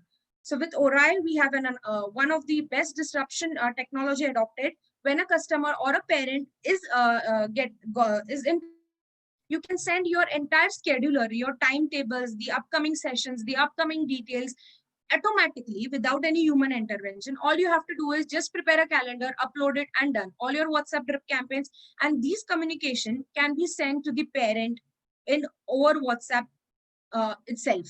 So when we talk about that, so for what happens, right, now the parent has known that these are the details, but I want to talk to the teacher. Your entire, the teacher can get connected to that parent using the WhatsApp, wherein AI is answering its own question, and a three-way integration can also be done with Orion. So that's all for today from my end. As ASMA has provided us this wonderful opportunity, we are running an offer to all the entire school leadership conclave people. Please, there is a link in the chat section wherein you can just fill up a form. We are giving away 45 days of complete subscription and implementation for free. You can have this technology integrated for your institution and enhance the power of Orion. Thank you everyone for giving me this opportunity to showcasing you the entire presentation. Yes, thanks, Bhakti. I can see the excitement when you present your organization and the kind of opportunities and offers what Orai has to make over here. This looks very interesting. In fact, we have witnessed the discussion in the first panel as well, and couple of last few webinars, how collaboration opportunities help the business to grow, develop, and the way the edtech companies like Orai, FMA, you people are doing your hard efforts in imparting the digital transformation, social media, involvement of WhatsApp, conversational WhatsApp chats. So artificial intelligence, robotics, this is making the life more simpler by involving the digital aspects of transforming each and every prospects into conversion, assessing their examination, and so many things, whatnot. And thank you so much for making this special offer for the audience and the attendees today. Definitely, if people will be interested, they would be liking to avail this opportunity, Bhakti. Thank you so much for coming and giving this knowledge about what your organization is. Thank you. So yes, going ahead, ladies and gentlemen, let me introduce the next panel for the day. In fact, I'm feeling very excited, very happy, and very proud as I have this opportunity to introduce the next panel for the day, one of the favorites panel, which is boarding school. And why I say that? Because 12 to 13 years of my life, I was a hostler. Since class 1 to class 12, I have enjoyed the hostel life. And I feel so happy in saying this, so that it has, taught me the discipline. It has taught me the self-dependence. It has taught me how to be multitasker. It has taught me to involve yourself into co-curricular, multi-curricular activities. It has shown me the way of being a sportsman. It has taught me how to be a good team player, a team worker, and overall holistic development of my life and my career. I feel so proud today as I am alumni of one of the school who is being represented by Miss Bharti Madhok. She is my guru, my teacher, my mentor. I was the alumni of Sunbeam School. 2 to 3 years of my career has gone over there. And what not I have learned over there. That was one of the excitement and the best days of my life. Hope these days are back again with a better development and opportunity for the people who have not witnessed and seen the hostel life. So thumbs up to the hostel team over here. So to introduce the panel for the day, this panel is going to speak about the future of boarding school during and post-pandemic. Let me introduce the eminent speaker. We have Miss Aditi Gorodia. She is the managing director of Bilamoria High School, very international and very beautiful school in a lovely city of Panchgani. It's a small hill station near Mahabaleshwar. She will be moderating the session today. Thank you so much, Aditi, for accepting our invitation to moderate this session. We have with her. Yes, we have with her Mr. Dilip George. He is the principal of Doon International School, Riverside Campus from Dehradun. Welcome, Dilip George, sir. Miss Meeta Sharma. Miss Meeta Sharma, principal of Mussoorie International School, Mussoorie. Mr. Sanjeeva Kumar Sinha, principal, the Indian Public School, Dehradun. I have this second opportunity, Sanjeeva sir, to welcome you as we invited you one of our previous sessions as well. And Miss Bharti Madhok, one of my favorites, Group Director, Sunbeam Group of International, Sunbeam Group of Educational Institutes from Varanasi. Ma'am, thank you for accepting our opportunity to, coming us again in this panel discussion. And Shankar Singh Adhikari, he is the principal of Rajkumar College from Rajpur. Over to you, Aditi Gorodia. Thank you so much, Chandan. It's so good to be here as always. And I'm so glad you brought this panel on boarding schools together. It's not often that we get to talk about residential schools and the magic we do on our campuses. So it's a great opportunity for us to have a dialogue and bust some myths as well. So to begin with, boarding schools have been around for centuries.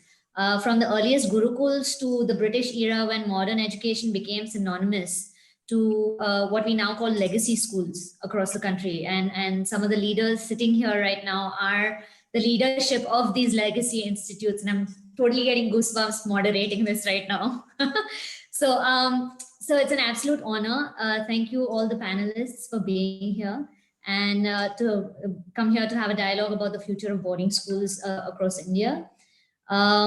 These are schools that have been nurturing and raising independent individuals from across the globe, as you said, Chandan, about your own childhood. And I say the words independent and globe with a lot of emphasis here, because these are the fundamental values or principles of a residential school. This is what each one of us builds upon, independence and global citizens. Now, with the COVID-19 pandemic and the situation that has ensued, we get to hear about schools closing and online classes, hybrid learning, progressive learning, NEP. But where do boarding schools stand in this entire scenario? We have our own unique struggles, our own concerns, and our own unique solutions. Will we survive is something I get to hear quite a bit lately. And we will bust that myth with the conversation.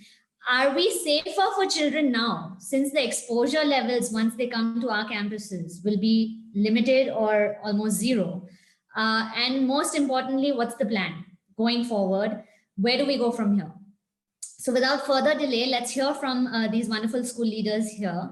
To begin with, let's address the most pressing query of current times, which is the pandemic. Residential schooling goes much beyond academics. We do a lot of co-curriculars, a lot of wholesome learning. So let's hear about the challenges that each one of us faced this year. How are your schools working with your parents to ensure wholesome learning continues, even in the virtual format? And I think as for the little creative that you showed me, Mr. George, we can start with you. Yeah, good evening, everyone. It has been a quick change, I would say, from the normal going back into the classroom sessions. But I think most of us have been able to adapt to it much quickly. For us also, it was a bit of a challenge with the school closing towards the end of March and, you know, the lockdown coming in, and then to continue with the academic session. But yes, I think the transition was a little bit smooth, and the school management was very supportive in taking some steps in investing in certain, you know, technology. So we happen to introduce a learning management system, which is a single platform for all the teaching learning activities which happen. And it's a very user-friendly platform. So, you know, the students, the parents, the teachers, I think everyone was able to move into this new system seamlessly. To an extent that we are also able to conduct our online activities, online competitions. So more or less whatever was scheduled in our calendar, the only difference is that it has just become virtual. But otherwise, I think the togetherness, you know, when it comes to the assemblies, when it comes to the classes, competitions, all these things have, you know, set in well now in this new situation. So I think that's the transformation that we have taken. But I think there was no other choice, but everyone has to adopt to this particular situation.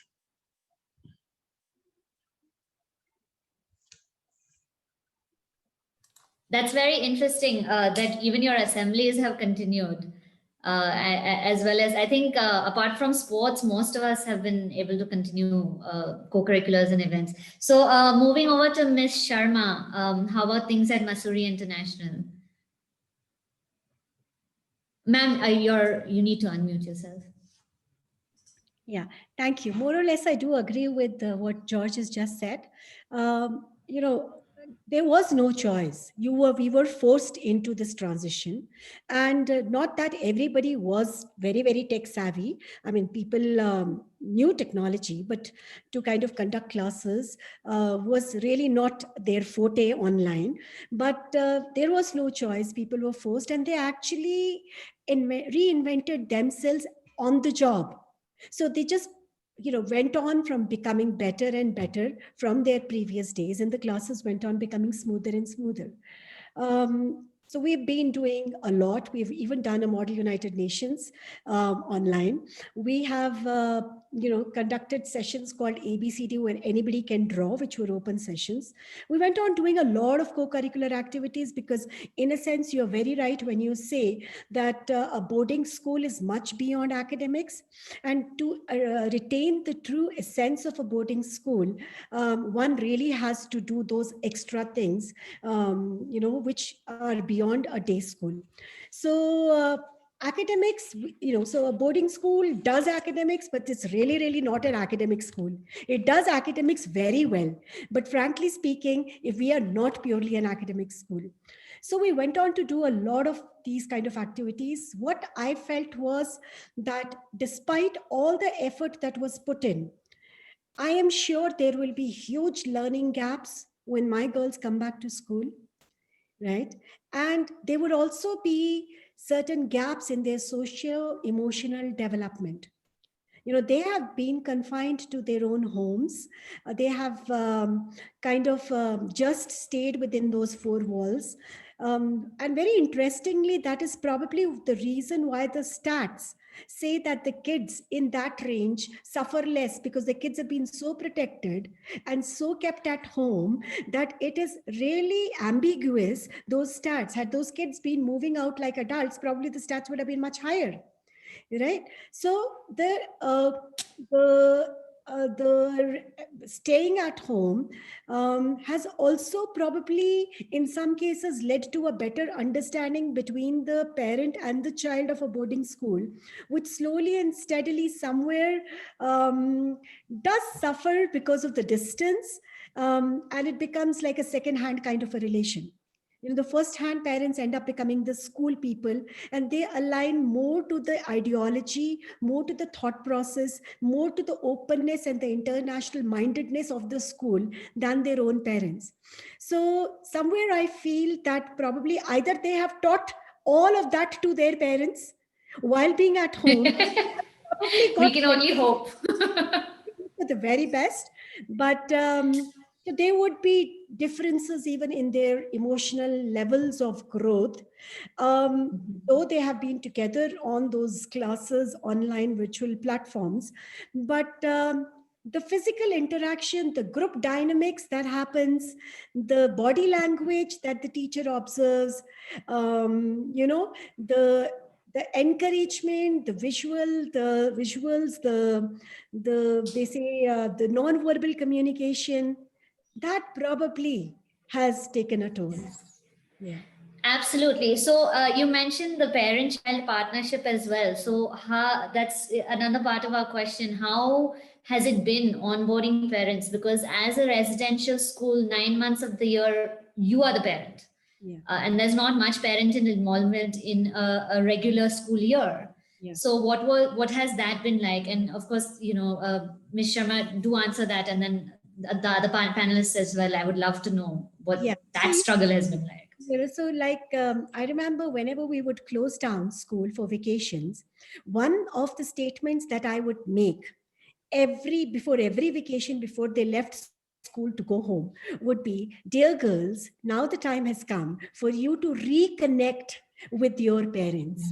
So it was always a reconnection with their parents, recouping their energies, recuperating all that they had lost in terms of energy, in terms of the lost relations. Won't call them lost relations, but they had become a little distant. So probably because of the kind of activities with the mother-daughter activities, to ensure that the excitement continues in the online classes. In the beginning, what happened was we had parents sitting in those classes. They were very happy to go back to school.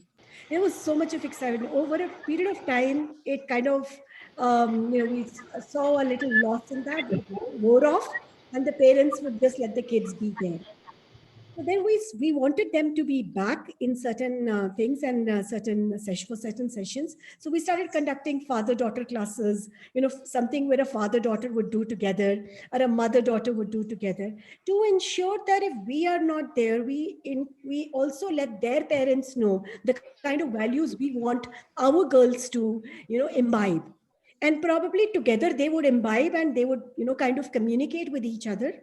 So in certain cases, relations have actually strengthened, because some of these girls were very anti, the thought process of their parents. But we see a lot of strengthening in certain relations, whereas in certain, they have started feeling very, very claustrophobic. Both the parent and daughter, they just want the school to be open, and they want to be as far away from the parents. So there is no set written rule, but it's just a case-to-case kind of a thing.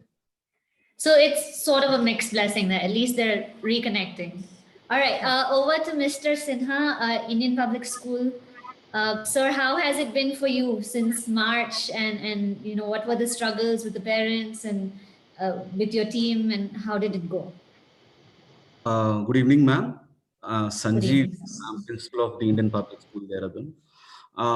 My association with boarding schools, this is 16th year. In the same school I am from last 16 years. So boarding school has become my life. But what happened suddenly is boarding has been removed from boarding school. There is no boarding right now. Students are in their home, and we are sitting in our offices and home, and we are running the schools right now.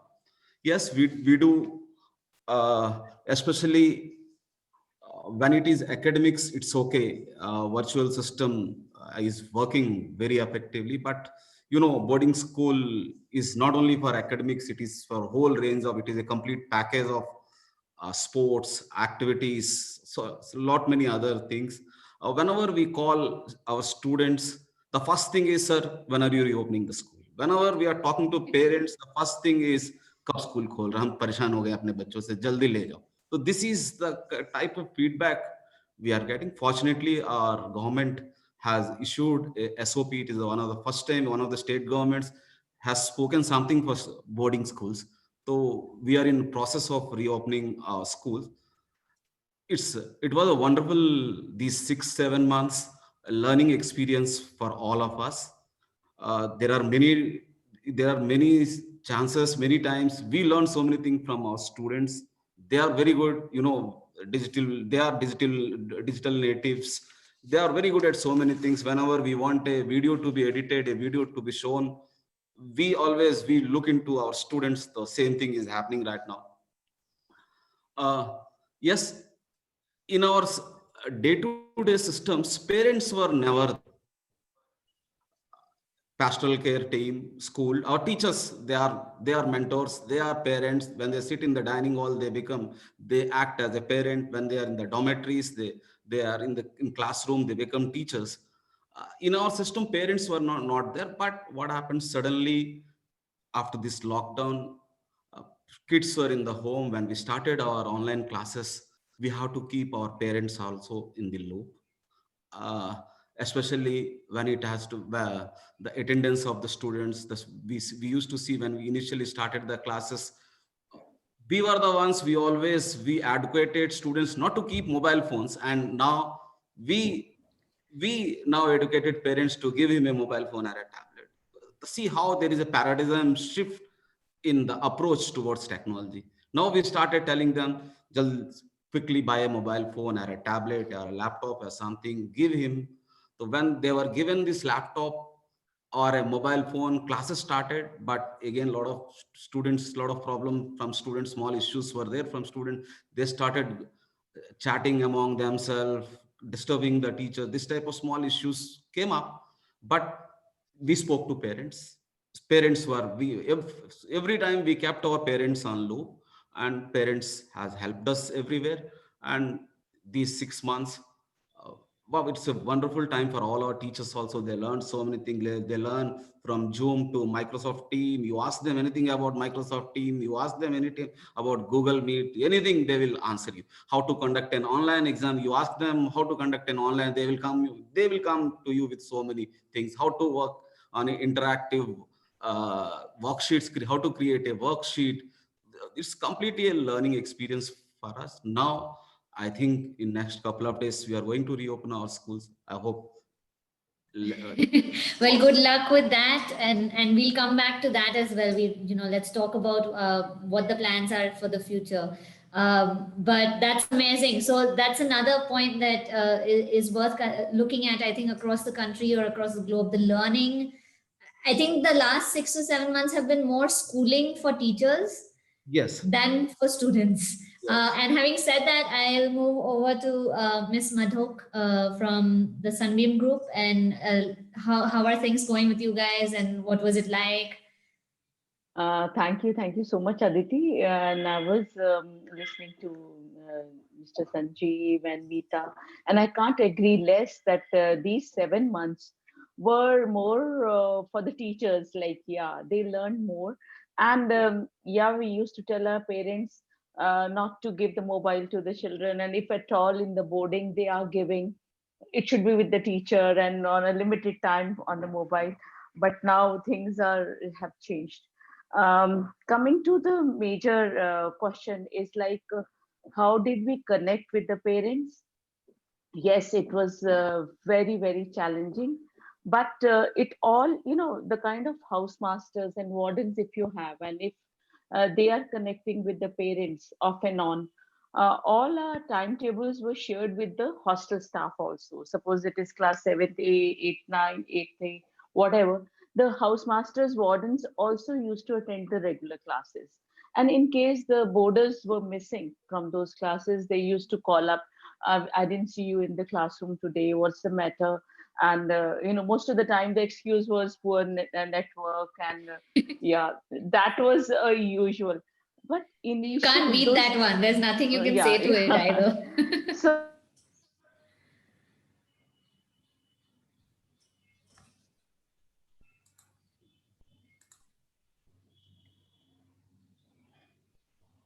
could be some instability in the network, maybe. I think we lost Yes, it seems. I was a little worried it was mine since I'm up in the hills. No. But I guess until we have Bharti ma'am back. Especially in May or June. Then, yeah. Yes. So, but now things are very smooth. Children are preparing for exams and they're quite regular. And I think now the bigger challenge is when we are opening, because in UP, we have opened the school. Here the chief minister said, and from last 10 days, class 12 has already joined. Though the strength is very less, only 10% students could gather the courage and get permission from the parents to join. But they are very excited. What they missed the most was their friends. School is not only about what we are teaching them in the school. There's so many other things which they learn outside the classroom. So now, since they're coming back, yes, it is a big challenge for all of us. I think all of us are in the same boat, how to keep them safe, and how there should be a dormitory where, you know, sick children should be kept, or every day marking their temperature, and so on and so forth. So yes, there is a challenge, but yeah, we are enjoying it. And so far, we have got good success. My major concern was the strength should not come down. So for March, April, May, June, many parents had not paid because our session changes in March.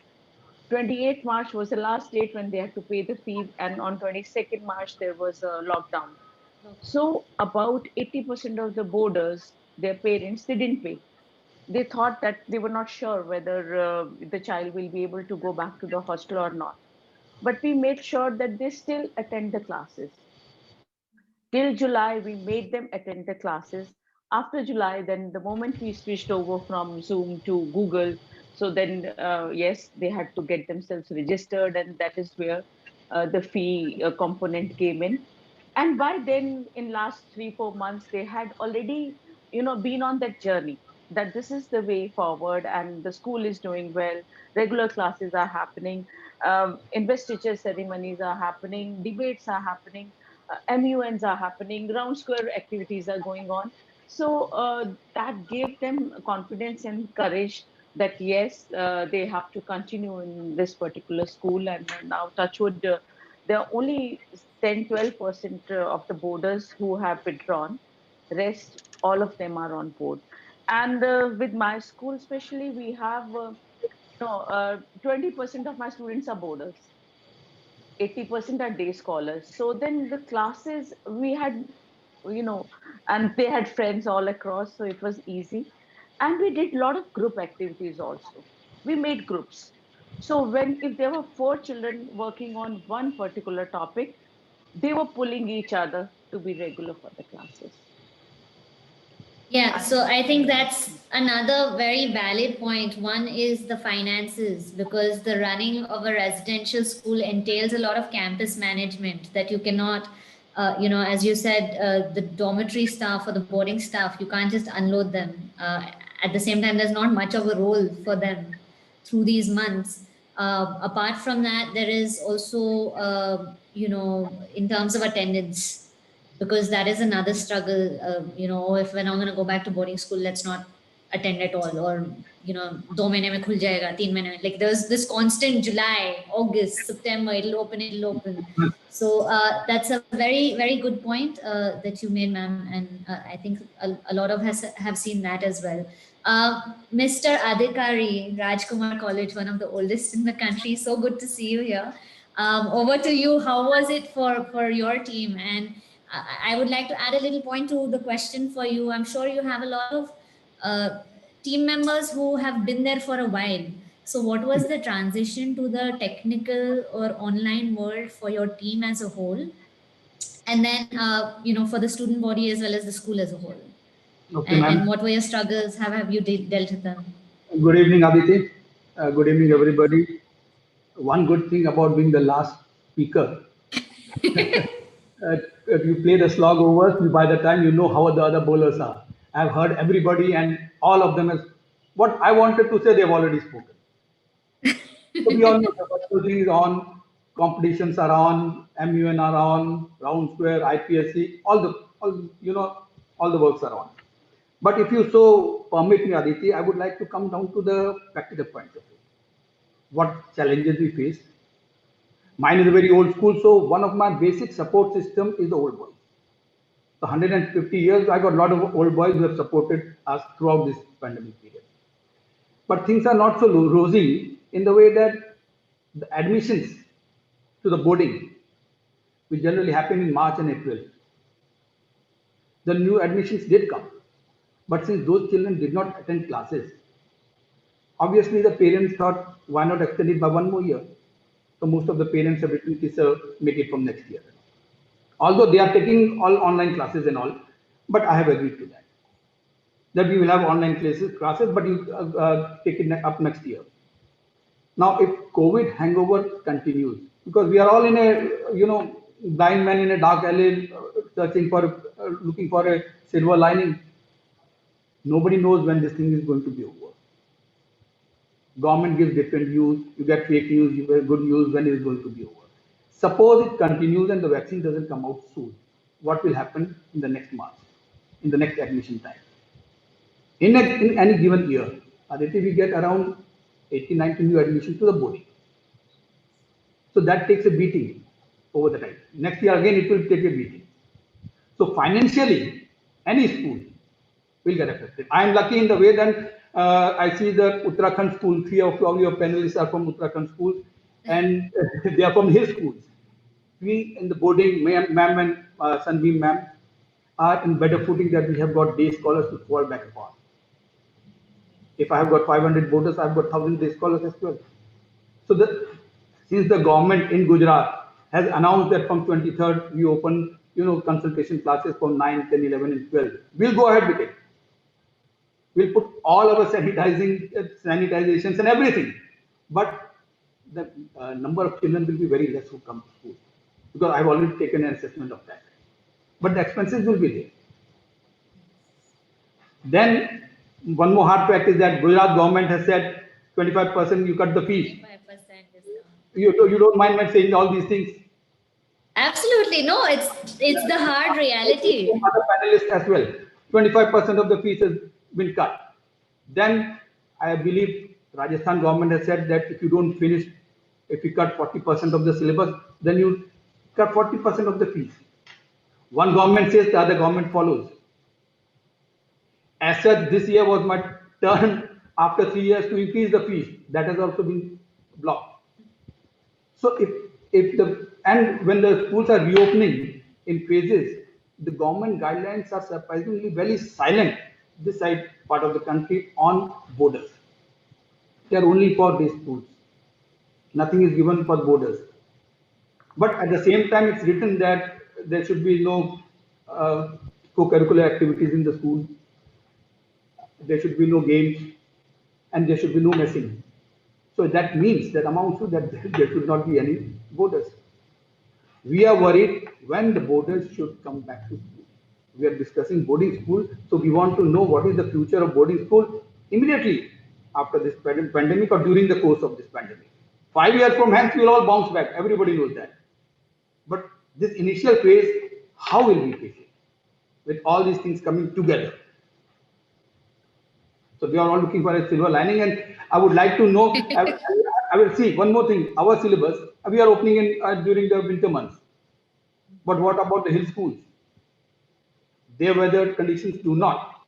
Maybe in Nainital, maybe in Mussoorie, and maybe in Ooty, they won't be able to open in the winter months. We will have classroom teaching, but they will not. Summers we closed down. Summers was the best time they had their teachings. But they lose on both fronts. So I would like to know from the hill schools what they're planning to do. Thank you, ma'am. Absolutely. And I'm very grateful, sir, because I think you've transitioned this conversation perfectly right where I wanted to go, which is what next? How do we go about it? Because there is also a lot of talk of bio bubbles that, yes, as a residential school, once our children come in, there is no exposure. We are planning to keep the borders secluded for 1 week. We can do it. But yes, but then as you pointed out, schools that have day students and boarders, separately. How do you deal with that? What are the promises you can make to the parents? And when one child sneezes in the dormitories, what do you do? So where to next? We will, if we have classes, it has already been decided that I've sent the SOPs to the parents as well that the day school students will come in the morning. Boarders will have the classes in the evening because they are staying with us. But let's hope, we are dangling the carrot, but let's hope they come. Okay, so that is the plan for Rajkumar College, that you're going to have shifts for the boarders. I'm very confident. One more thing. I'm very confident that all boarding schools will bounce back. My school has a history of 150 years. We have seen 2 world wars. We have seen independence. We have seen Spanish flu. Second pandemic, you must be seeing. So, yes. So bounce back, sir. For us, Yes, it is we have been around for 112. So same here, from the pandemic to the wars, and we're still standing. So we have to hold the fort, but how long can we weather the storm actually? Old boys, thankfully, are a great help because they always send their children to school, whatever the problem is. Because the generations of them have studied in the school. That's correct. It's a legacy, correct. Absolutely. So going back to what's next, what are the plans? I think the Dehradun schools are all set, the Himachal schools, and you're all set to reopen. So what are the plans? And when I say that, I don't mean just how are you preparing the campus, but do you believe there is a boom coming for boarding schools? Because we may be the safer option in the coming years. One. And second thing, do we go back to the old life, which is all the community feelings and playing games and sports, eating together in a dining hall that makes the substance and culture of a residential school? So are we going to be able to go back to that? Do we regroup and do it differently? And all the learnings of our teachers in the last 6 months, how much will they be applicable when children come back? So Mr. George, over to you on that. I think Mr. Adhikari had brought out, very valid points, especially with regard to the finances. We are also a boarding as well as a day boarding school, and I think what was spoken earlier as well, that I think most of the schools face the challenges in terms of the fee recovery. The moment the lockdown started, I think the parents just took a safe stand that okay, not to pay the fees, let's have that money safe in hand. I think it's the same that we also experience. And probably now, since most of the year is over, parents are also under the impression that what's the point of sending the child for the next just couple of months where the academic year is getting over? Because the moment the school reopens, the fee would go back to the normal. As of now, all the schools have reduced fees. So it's a discounted fee which is going on. It's only the tuition fee which is being charged. So this is also a question in the minds of the parents that, okay, one is that let it be safe that the child is at home. Second is financially also.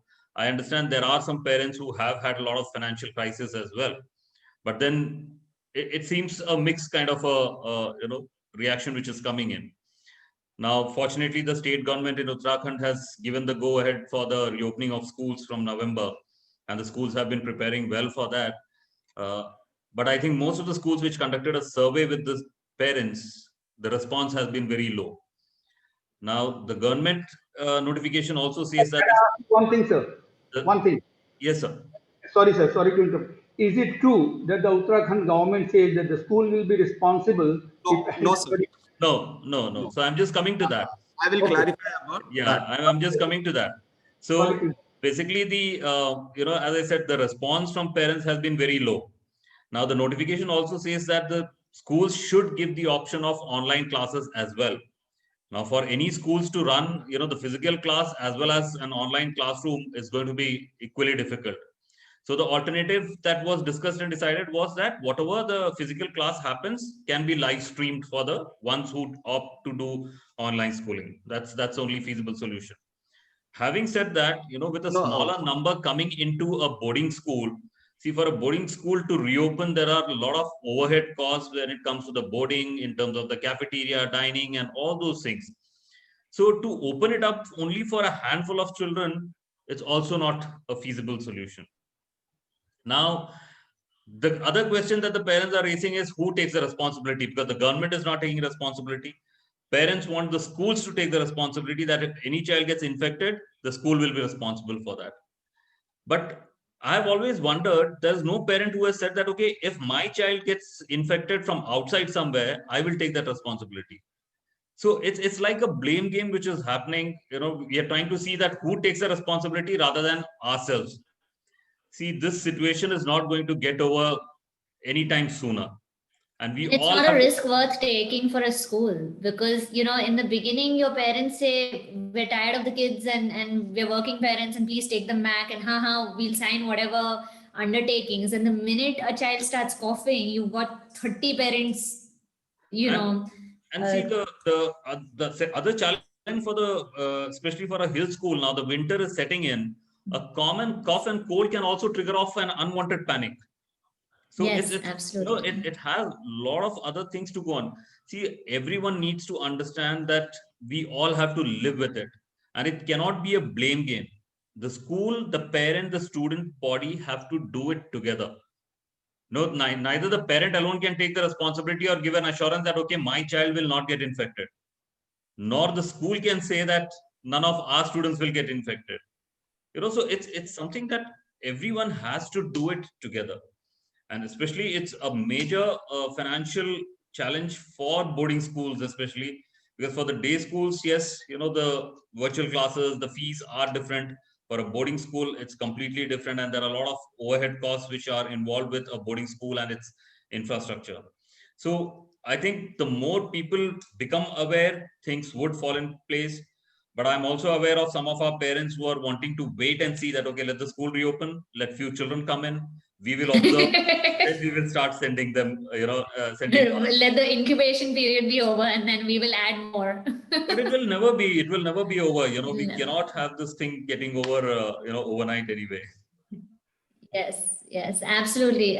Very valid points and very real worries that all of us have, including admissions, as Ms. Madhok said, and even Mr. Adhikari pointed out that admissions this year for residential schools have also taken a hit.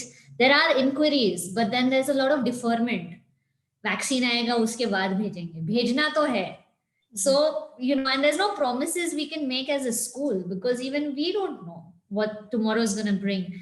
And with that point and all of the previous points, Ms. Sharma, if I could hand that over to you. And is Mussoorie International School that can make a bio bubble, or do you also have a lot of day students? So we don't have any day students. It's a completely 100% boarding school.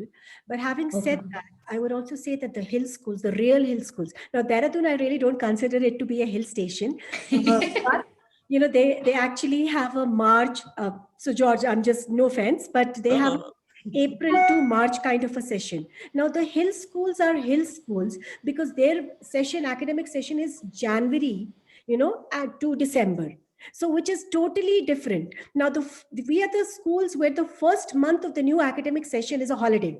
And the last month of the academic session is also a holiday. So, effectively, we are from February to November end. So we do not have summer vacations. We have winter vacations because of the snowfall and all of that. And the terrain, and it becomes really difficult to stay here with chill plains and all of that happening. And given the global warming, so much of, the weather changes and conditions. Now, we started our session in the month of February, not knowing with a bang, that we are really, really going to have a great year ahead, not knowing that we had to close down. But before we closed down, we had actually done a good 1.5 month of schooling, unlike the day schools. So they've never had a session 2020. So we had 1.5 month of session 2020.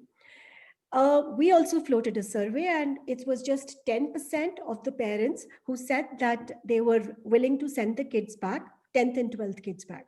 It is really, really not viable. And given that we are going to close down somewhere in the first week of December, to call the girls only for like 20 days or 25 odd days really does not make sense, because they would probably just get out of the quarantine and they would be ready to get back home. So we have, kind of got together, huddled, and we've decided not to open up schools. Now, so we see what the day schools in the plains do and how they get along, and probably being in a better position to kind of evaluate all the good practices, but before February. Yeah. But then when I have said that, I would also like to say that fear begets fear.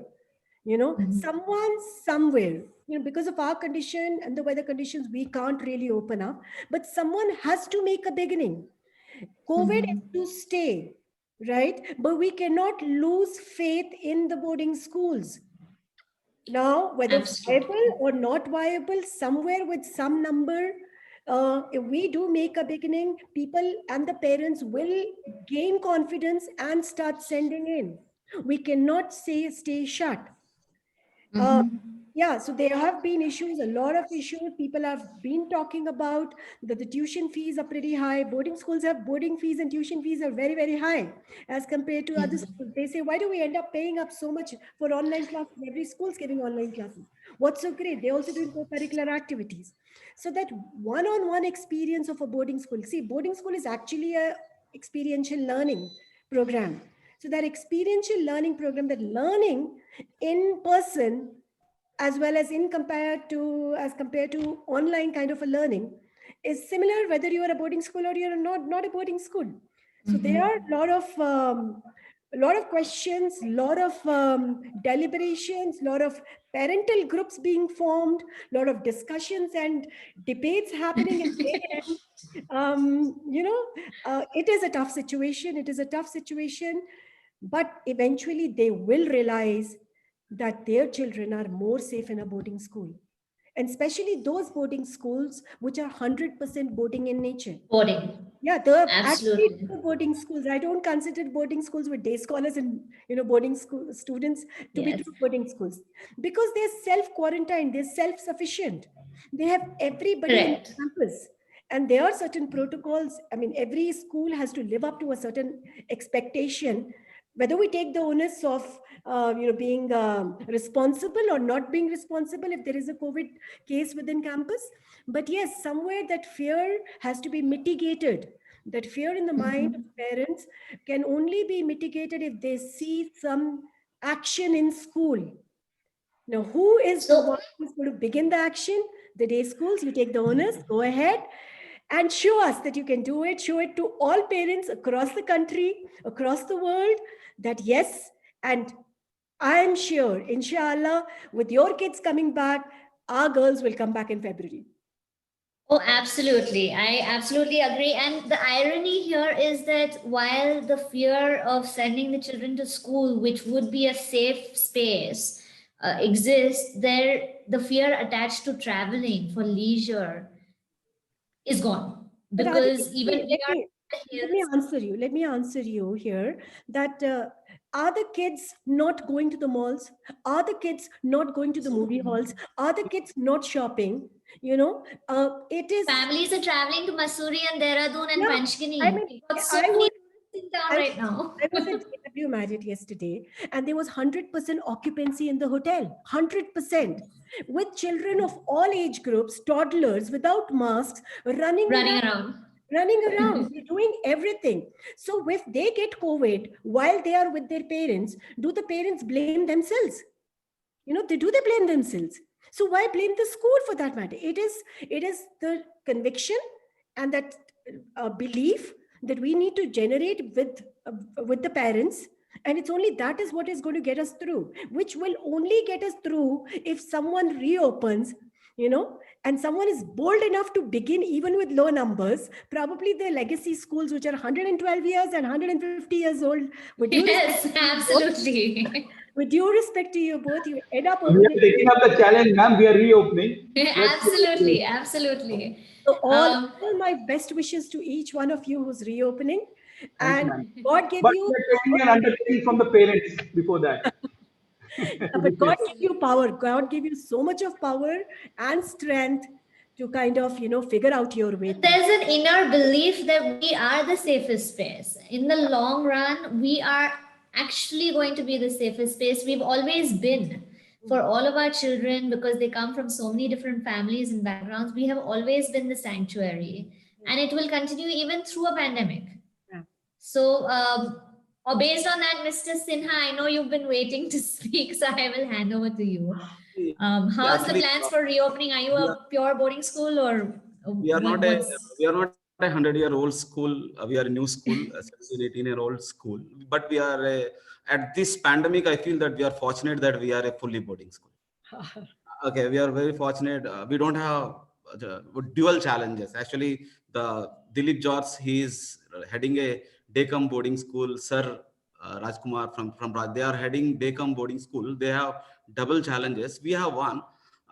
Fortunately, I told you that our government has already issued SOP for boarding schools, and it's very clearly states that if a school doesn't follow the SOP, that is what they are saying. Then they can, the government may go against if any case comes. But if you follow today there was an inspection from some state government officials were there in our school. The inspection was done, and we are reopening from 23rd of November. I spoke to all parents. We don't have very big strength. We have around 60 students in class 12th and 45 students in class 10th. Around 105 students we have, and our school is 100-acre campus, a big school. We closed our school gates almost 2 months before. We just to reopen the school, we closed we didn't denied entry to any new visitors to school. We followed all protocols. If something has to bring their grocery, has to keep it for 1 full day near the school gate, so that minimize. And there is another thing, what WHO report I have gone through. These students, especially who are in this age of below 18 years, there is 2% chance of infection. There are 2% cases are there of infection. And this population represents 29% of global population. You can think about how these kids are vulnerable for this. So this is a big campus, 110 acres campus overseas, closed community. We have closed already. So, and when I spoke to parents from class 12th, only 2 parents said that we are not sending.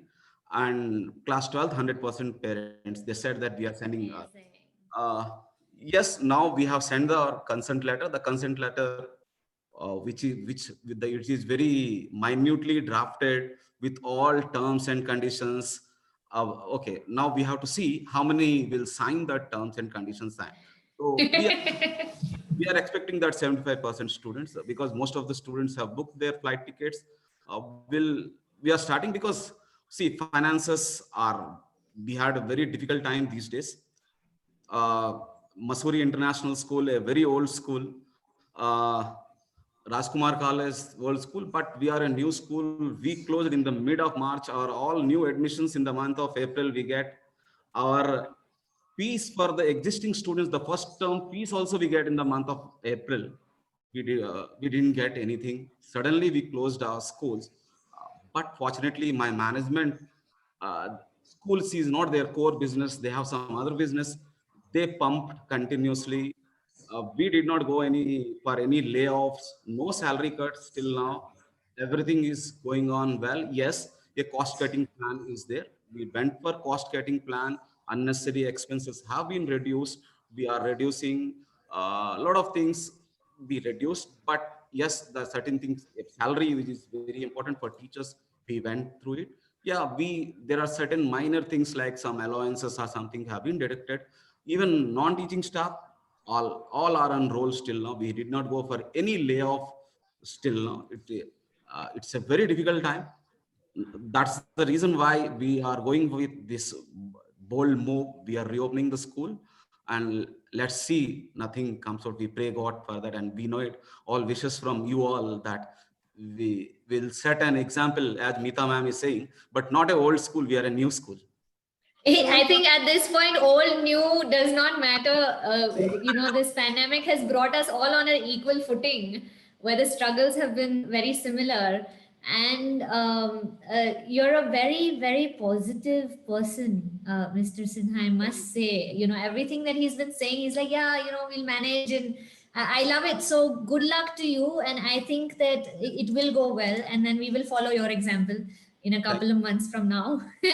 And, by January, we will also be taking advice from you on how it can be managed. Thank you. So, Bharti ma'am, how about Sunbeam? What are the plans? Yeah. Plans are, we are all set, and already students have been coming to school. Class 12, we started, though our government said that 9 to 12 you can open. But then we wanted to be very sure, and we wanted to start with the senior children. So from last 10 days, class 12 has been coming, though the number is not very good in each class, where we were expecting 35 students, only say 12 turned up. It started with the day scholars. And today I visited one of the hostels. 8 boarders were also there in the hostel, and sehme hue, dare hue. But then I had to tell them that you can interact, you can talk to each other, but maintain a proper distance, mask and all. So yes, it's a challenge. And all the hostels, especially where the new buildings have come up, where the schools have taken loans and EMIs have to be paid, from cooks to drivers and conductors, everyone has to be paid. It is a huge, big challenge. And parents have been saying, बच्चे ने तो एक cup चाय भी नहीं P hostel में, so why should we pay so much? So what we have done at Sunbeam is like we have given 55% off to the boarders. So whatever they had to pay, minus 55%, and then that was only up to a limited period. If they pay by 14th of November, they are getting that much, discount. And after that, we have reduced the discount. So this way we are able to get, some fee to sustain, and that's how we are managing. And infirmary and everything is in place. And in 3 different shifts, like junior children are coming, say class 9th will be taught in the morning, and then 3 hours we'll have class 10th. Like this, we are managing the time. But sometimes timetable becomes an issue, because teacher who is teaching class 11th has to teach class 12th also. So it is a very, very fine balance, and principals are really working hard to see that all the subjects, all the practicals are done. And yeah, I think we are confident enough and very optimistic enough. And because children are supporting, I spoke to class 12 children today, and I've told them, you have to take responsibility of your own safety and security. And they all have promised. Let's see how things go. But they have really missed the school, and yeah, we are excited for the schools to open. I have another question to add, which I think Mr. George also pointed out. What about the burden on teachers? Because we are being asked to give the option whether the children want to come back or not. And then when you have only some of your children here, whether it's day students or boarders, and then some are still at home, it kind of doubles the work of the teachers, unless, as Doon is planning, that you air the live classroom as it's going on. But here's the thing though, as boarding schools, we are so activity based, right now, because they're all at home, we're able to, our teachers are giving full energy to that 1 hour, 45-minute, whatever session that is online. What about the burden on teachers? Are the teams going to be ready? And because somewhere we will be compromising the quality that is given out to the children when it's normal school. So, and anyone have any inputs on that? Yes, Mr. George. You need to. I think it's rightly, I think it's been added. It's somewhere there has to be a beginning, and all of us are just waiting to see, who does what and how do we take it forward. So see, with boarding schools, especially with larger space, I'm sure the distancing to be maintained, and it's not that it's a completely no for the activities or the sports, but it says that, you should not do activities or sports which might compromise the social distancing. Yes. So we need to interpret it in the right manner. We need to not start it immediately, because see, when children come back to schools from home, there has to be some settling time. They're all eager to meet one another, greet one another, hug one another. So, I think he lost electricity. Actually, see, when there is a fully pure boarding schools don't have this problem. First 15 days, 1 month will be difficult for us. And then we are at bio bubble. Okay, yes. After that, we'll start all our inside activities. Everything. We'll not allow going out for any activity. We are not allowing parents inside the school. They will drop them near the gate. After 15, 1 month, we are taking as 1 month as a time. And at this moment, we are only calling 10th and 12th teachers, the teachers who are teaching 10th and 12th. And rest teachers, they'll continue from their work from home model that's there. And this 10th and 12th, what we are doing, we are again restructuring the timetable of teachers so that 10th, 12th teachers are dedicated for this. Okay, at the same time, blended part will be there. Okay, the classroom will be aid. Okay, but this will be there. Okay, I don't think boarding schools, unlike day schools, will have challenges, because students, once they are inside after 15 to 20 days, okay. Yeah. Absolutely, I agree because, sorry, Ms. Sharma, please go ahead. So you were talking about the teacher load, in case we have only selective people coming into school and some not coming into the school, it is going to be a challenge. Now, the schools will actually have to figure out technology so that the teachers don't have to do it twice, Twice. Yeah. That is what It's going to be a huge challenge. So basically, there are ways by which whatever you are teaching within the classroom is also live to those who are not there. Now, you can't have your cake and eat it also. So you either come to school and get the live teaching happening for you and enjoy it and benefit from it, or else you just get a video telecast or whatever, or whichever platform is utilized in that school.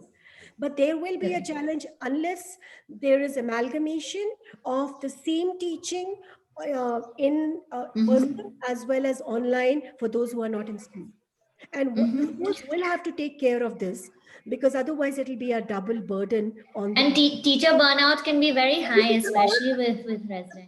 Yes, Mr. Adhikari. Man, some of us are lucky that once we are starting senior classes, most of the senior staff stays at the campus only. They reside in the campus.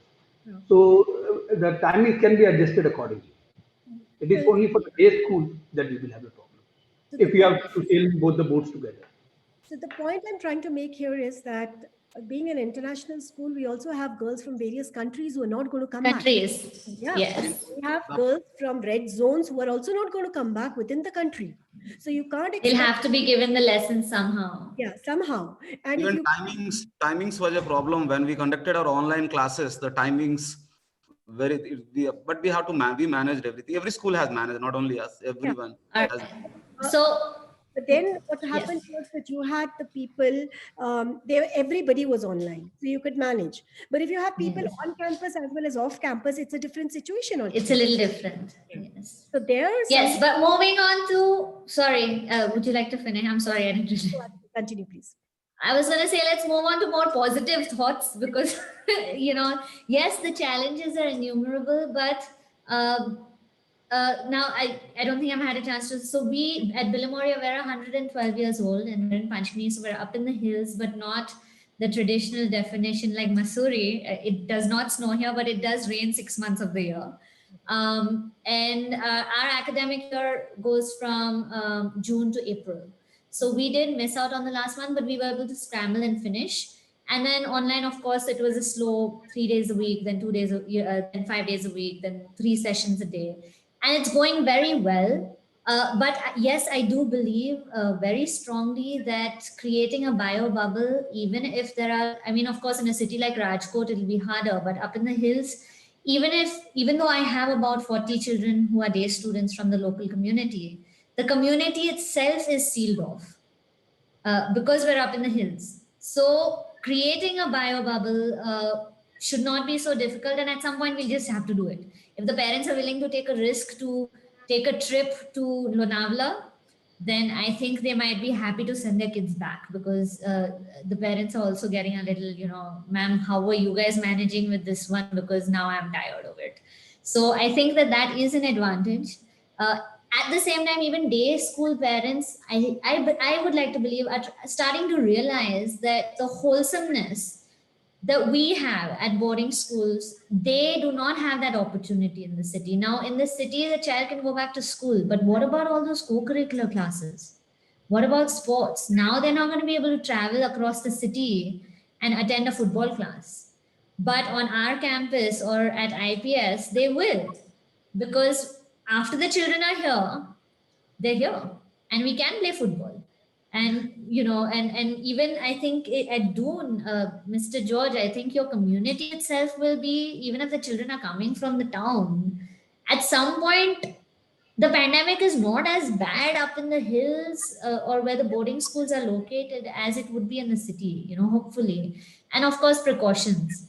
And then the onus as well, I believe that if there are day students, the onus definitely falls on the parents because generally speaking, apart from the pandemic, if your child has a fever, you do not send him or her to school, which is something we're just going to have to re-emphasize from here on out even more. But I personally would like to believe there are good things coming for boarding schools because there is so much we can offer. that day schools cannot. We have large campuses. We have space. So, Mr. Adhikari, the times coming up are going to be even better than the past 150 years. I'm not, I just wanted to put the state back, but yes. No, I agree. The reality is quite worrisome, but you know, we have sustained and we will continue to. Yes, we shall. So, and I'm a boarding school child myself. So like Chandan, I believe every child should go to residential at least for a few years, because the values and the culture that comes to us, may not, you know, a lot of my children, when they come for interviews, I ask them, why do you want to come to boarding school? And they say, because I'm so annoyed. My mother's constantly nagging me. If I come here, she won't. So we give children that, you know, Now, not I'm nagging, also only in a boarding consistent school, by the way. schedule. I've studied in a Oh, you boarding were school. as well. Yeah, amazing. So that's that. If anyone has any last words to put in, and then I will hand over back to you, Chandan. Thank you, Aditi. Any last? It was nice. Thank you, ASMA, Yes. for because I am seeing series of webinars everyone is conducting, but no one has touched this about boarding schools. Nobody talks about us. Chandan, you guys have to like put the word out. You know, there are all these directives, but not for boarding schools, only for I day agreed schools. to this only because it was the only ASMA was the only people who asked about boarding school. None of the others have asked about. Thank you for putting boarding schools on the banner. So kudos, Chandan and ASMA team. Thank you so much. Thank you. Thank you. Thank you, everyone. Yes. So Chandan, over to you. Thank Rahul as well, Mr. Chandan. It was good. Yeah. Thank you so much, sir. In fact, my goosebumps was there for since start of the session till end. Ma'am ko dekh raha hu, to I'm not able to, how to, so it's just like I'm so, fond of the boarding school and the kind of lobby which we have today. So extremely happy and excited to see such a lovely In fact, Aditi, thanks to you. What a lovely moderation you have done for this session today. It was my first time. Thank you. Chandan, there's some questions, very good questions your viewers have asked. If you would like to place them in front of Can you please, raise a hand? Yes. One question which I really like is, what about board exams? How are we going to manage if our children don't come back? No, but I think, Yes. that's all as per the schedule. The board has already released the first set of tentative dates. But I think it might get a bit pushed. But see, with the compartment exams happening, with the JEE, the NEET exams, everything. University. Yeah, so it will go ahead with that. But how do we prepare the children? See, if situation doesn't improve, I think the only thing would be to prepare the children with the social distancing. I'm sure the boards will increase the number of centers for the exams so that it's not overcrowding in one place. But there's no such thing that the board would get cancelled as of now. Oh, board definitely will be there, and the date is also almost in the month of it's almost done. April. They are not going to syllabus. They have already reduced 30% of the syllabus. Yes. They are not going to reduce it more. They are just only thinking of practical exams, whether it be possible to conduct in physical way or not. That is the only thing. Still, they are in deliberations what to be done. They have spoken to many principals only about practical. That their dilemma is only about practical. Rest everything they have taken granted about this online studies which is going on. They are counting this as studies because a normal academic. There are many parents, they are thinking, even our students, they are thinking that school जाने के बाद फिर दोबारा पूरी पढ़ाई होगी. They are thinking like this is the way they were thinking initially when they started online classes. But now situation is under control. And I think some students probably have that impression that the board exams might get cancelled. So let's wait for the final thing and then start this preparing. is another scary prospect, because now we've only got about 3.5 months to get ready, and not having them in front of us. Even our teachers worry that everyone's attending, but we don't know how much they're understanding. So hopefully the kids will pull through. They'll figure their stuff out as well, and they will sustain. Another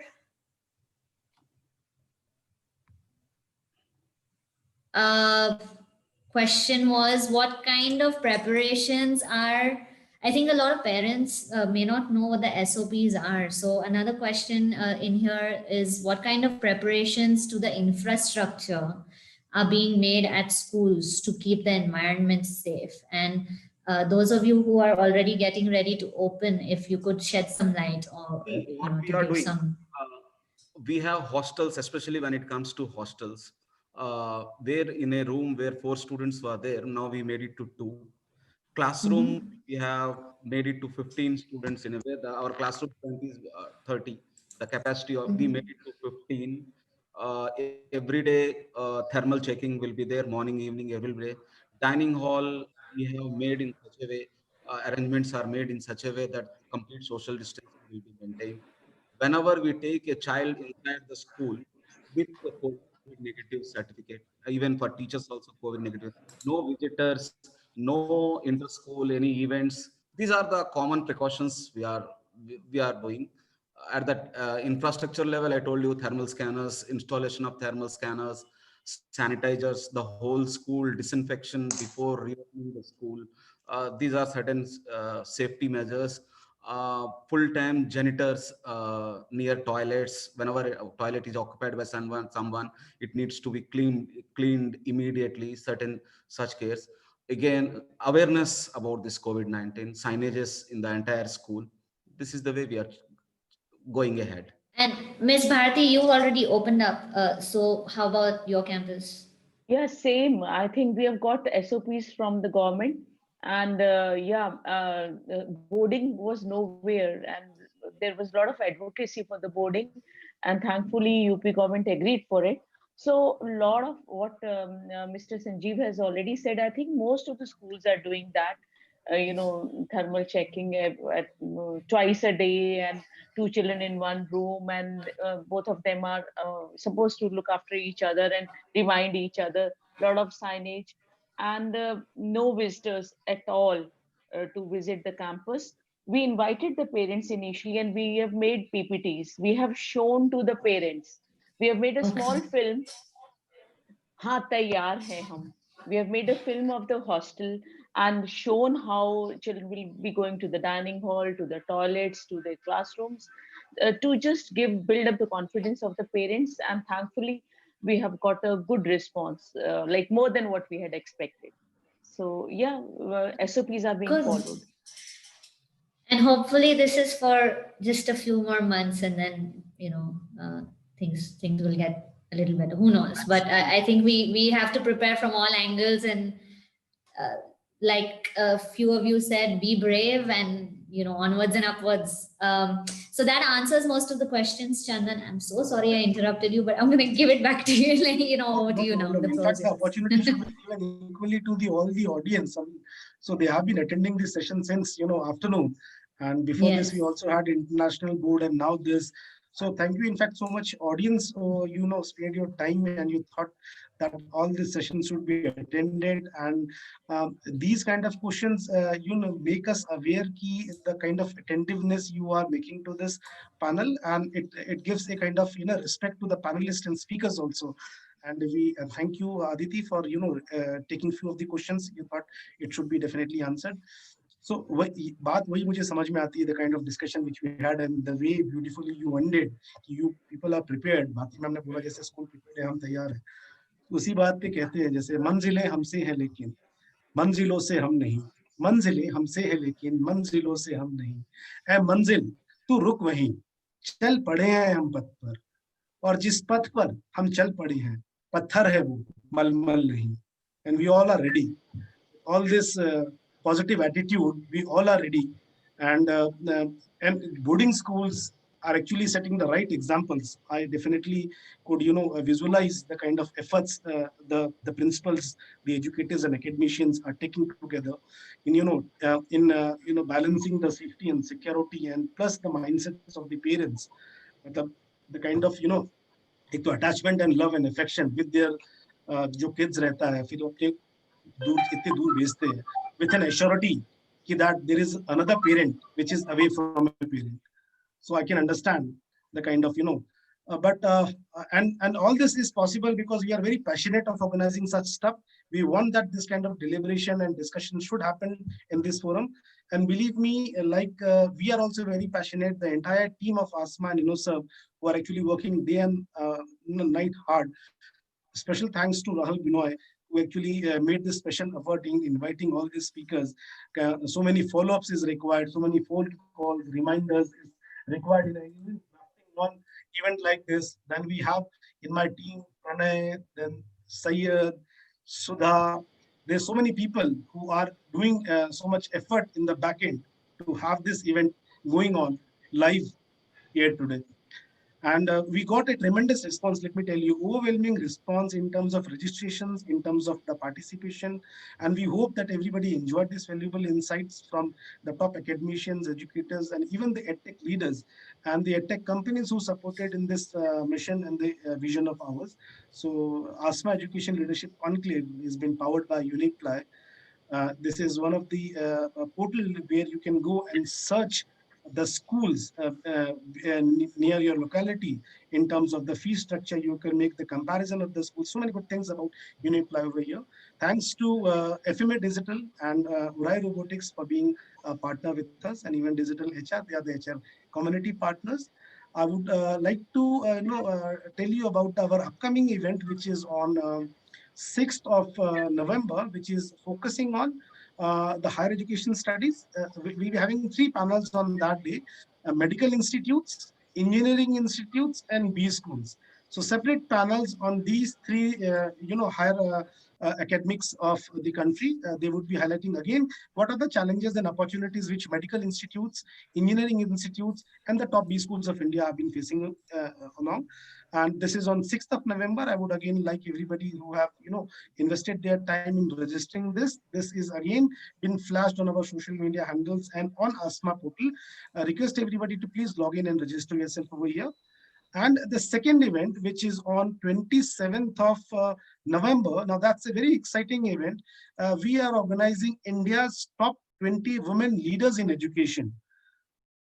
Can we have that? Yeah, so this is the banner of the event which we have announced, and formally we are announcing it today. It has lost. I can request my backend team to please flash it again.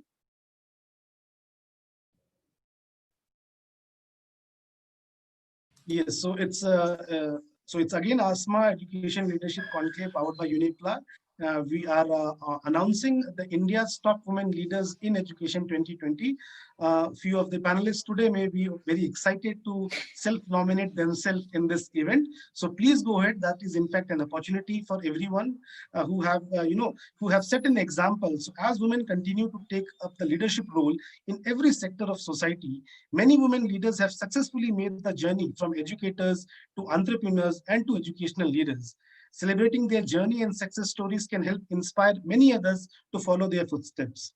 So this special edition of ELC 2020 will talk about the success stories of women leaders in education and some of the way in which women have built the successful organization through innovative leadership step.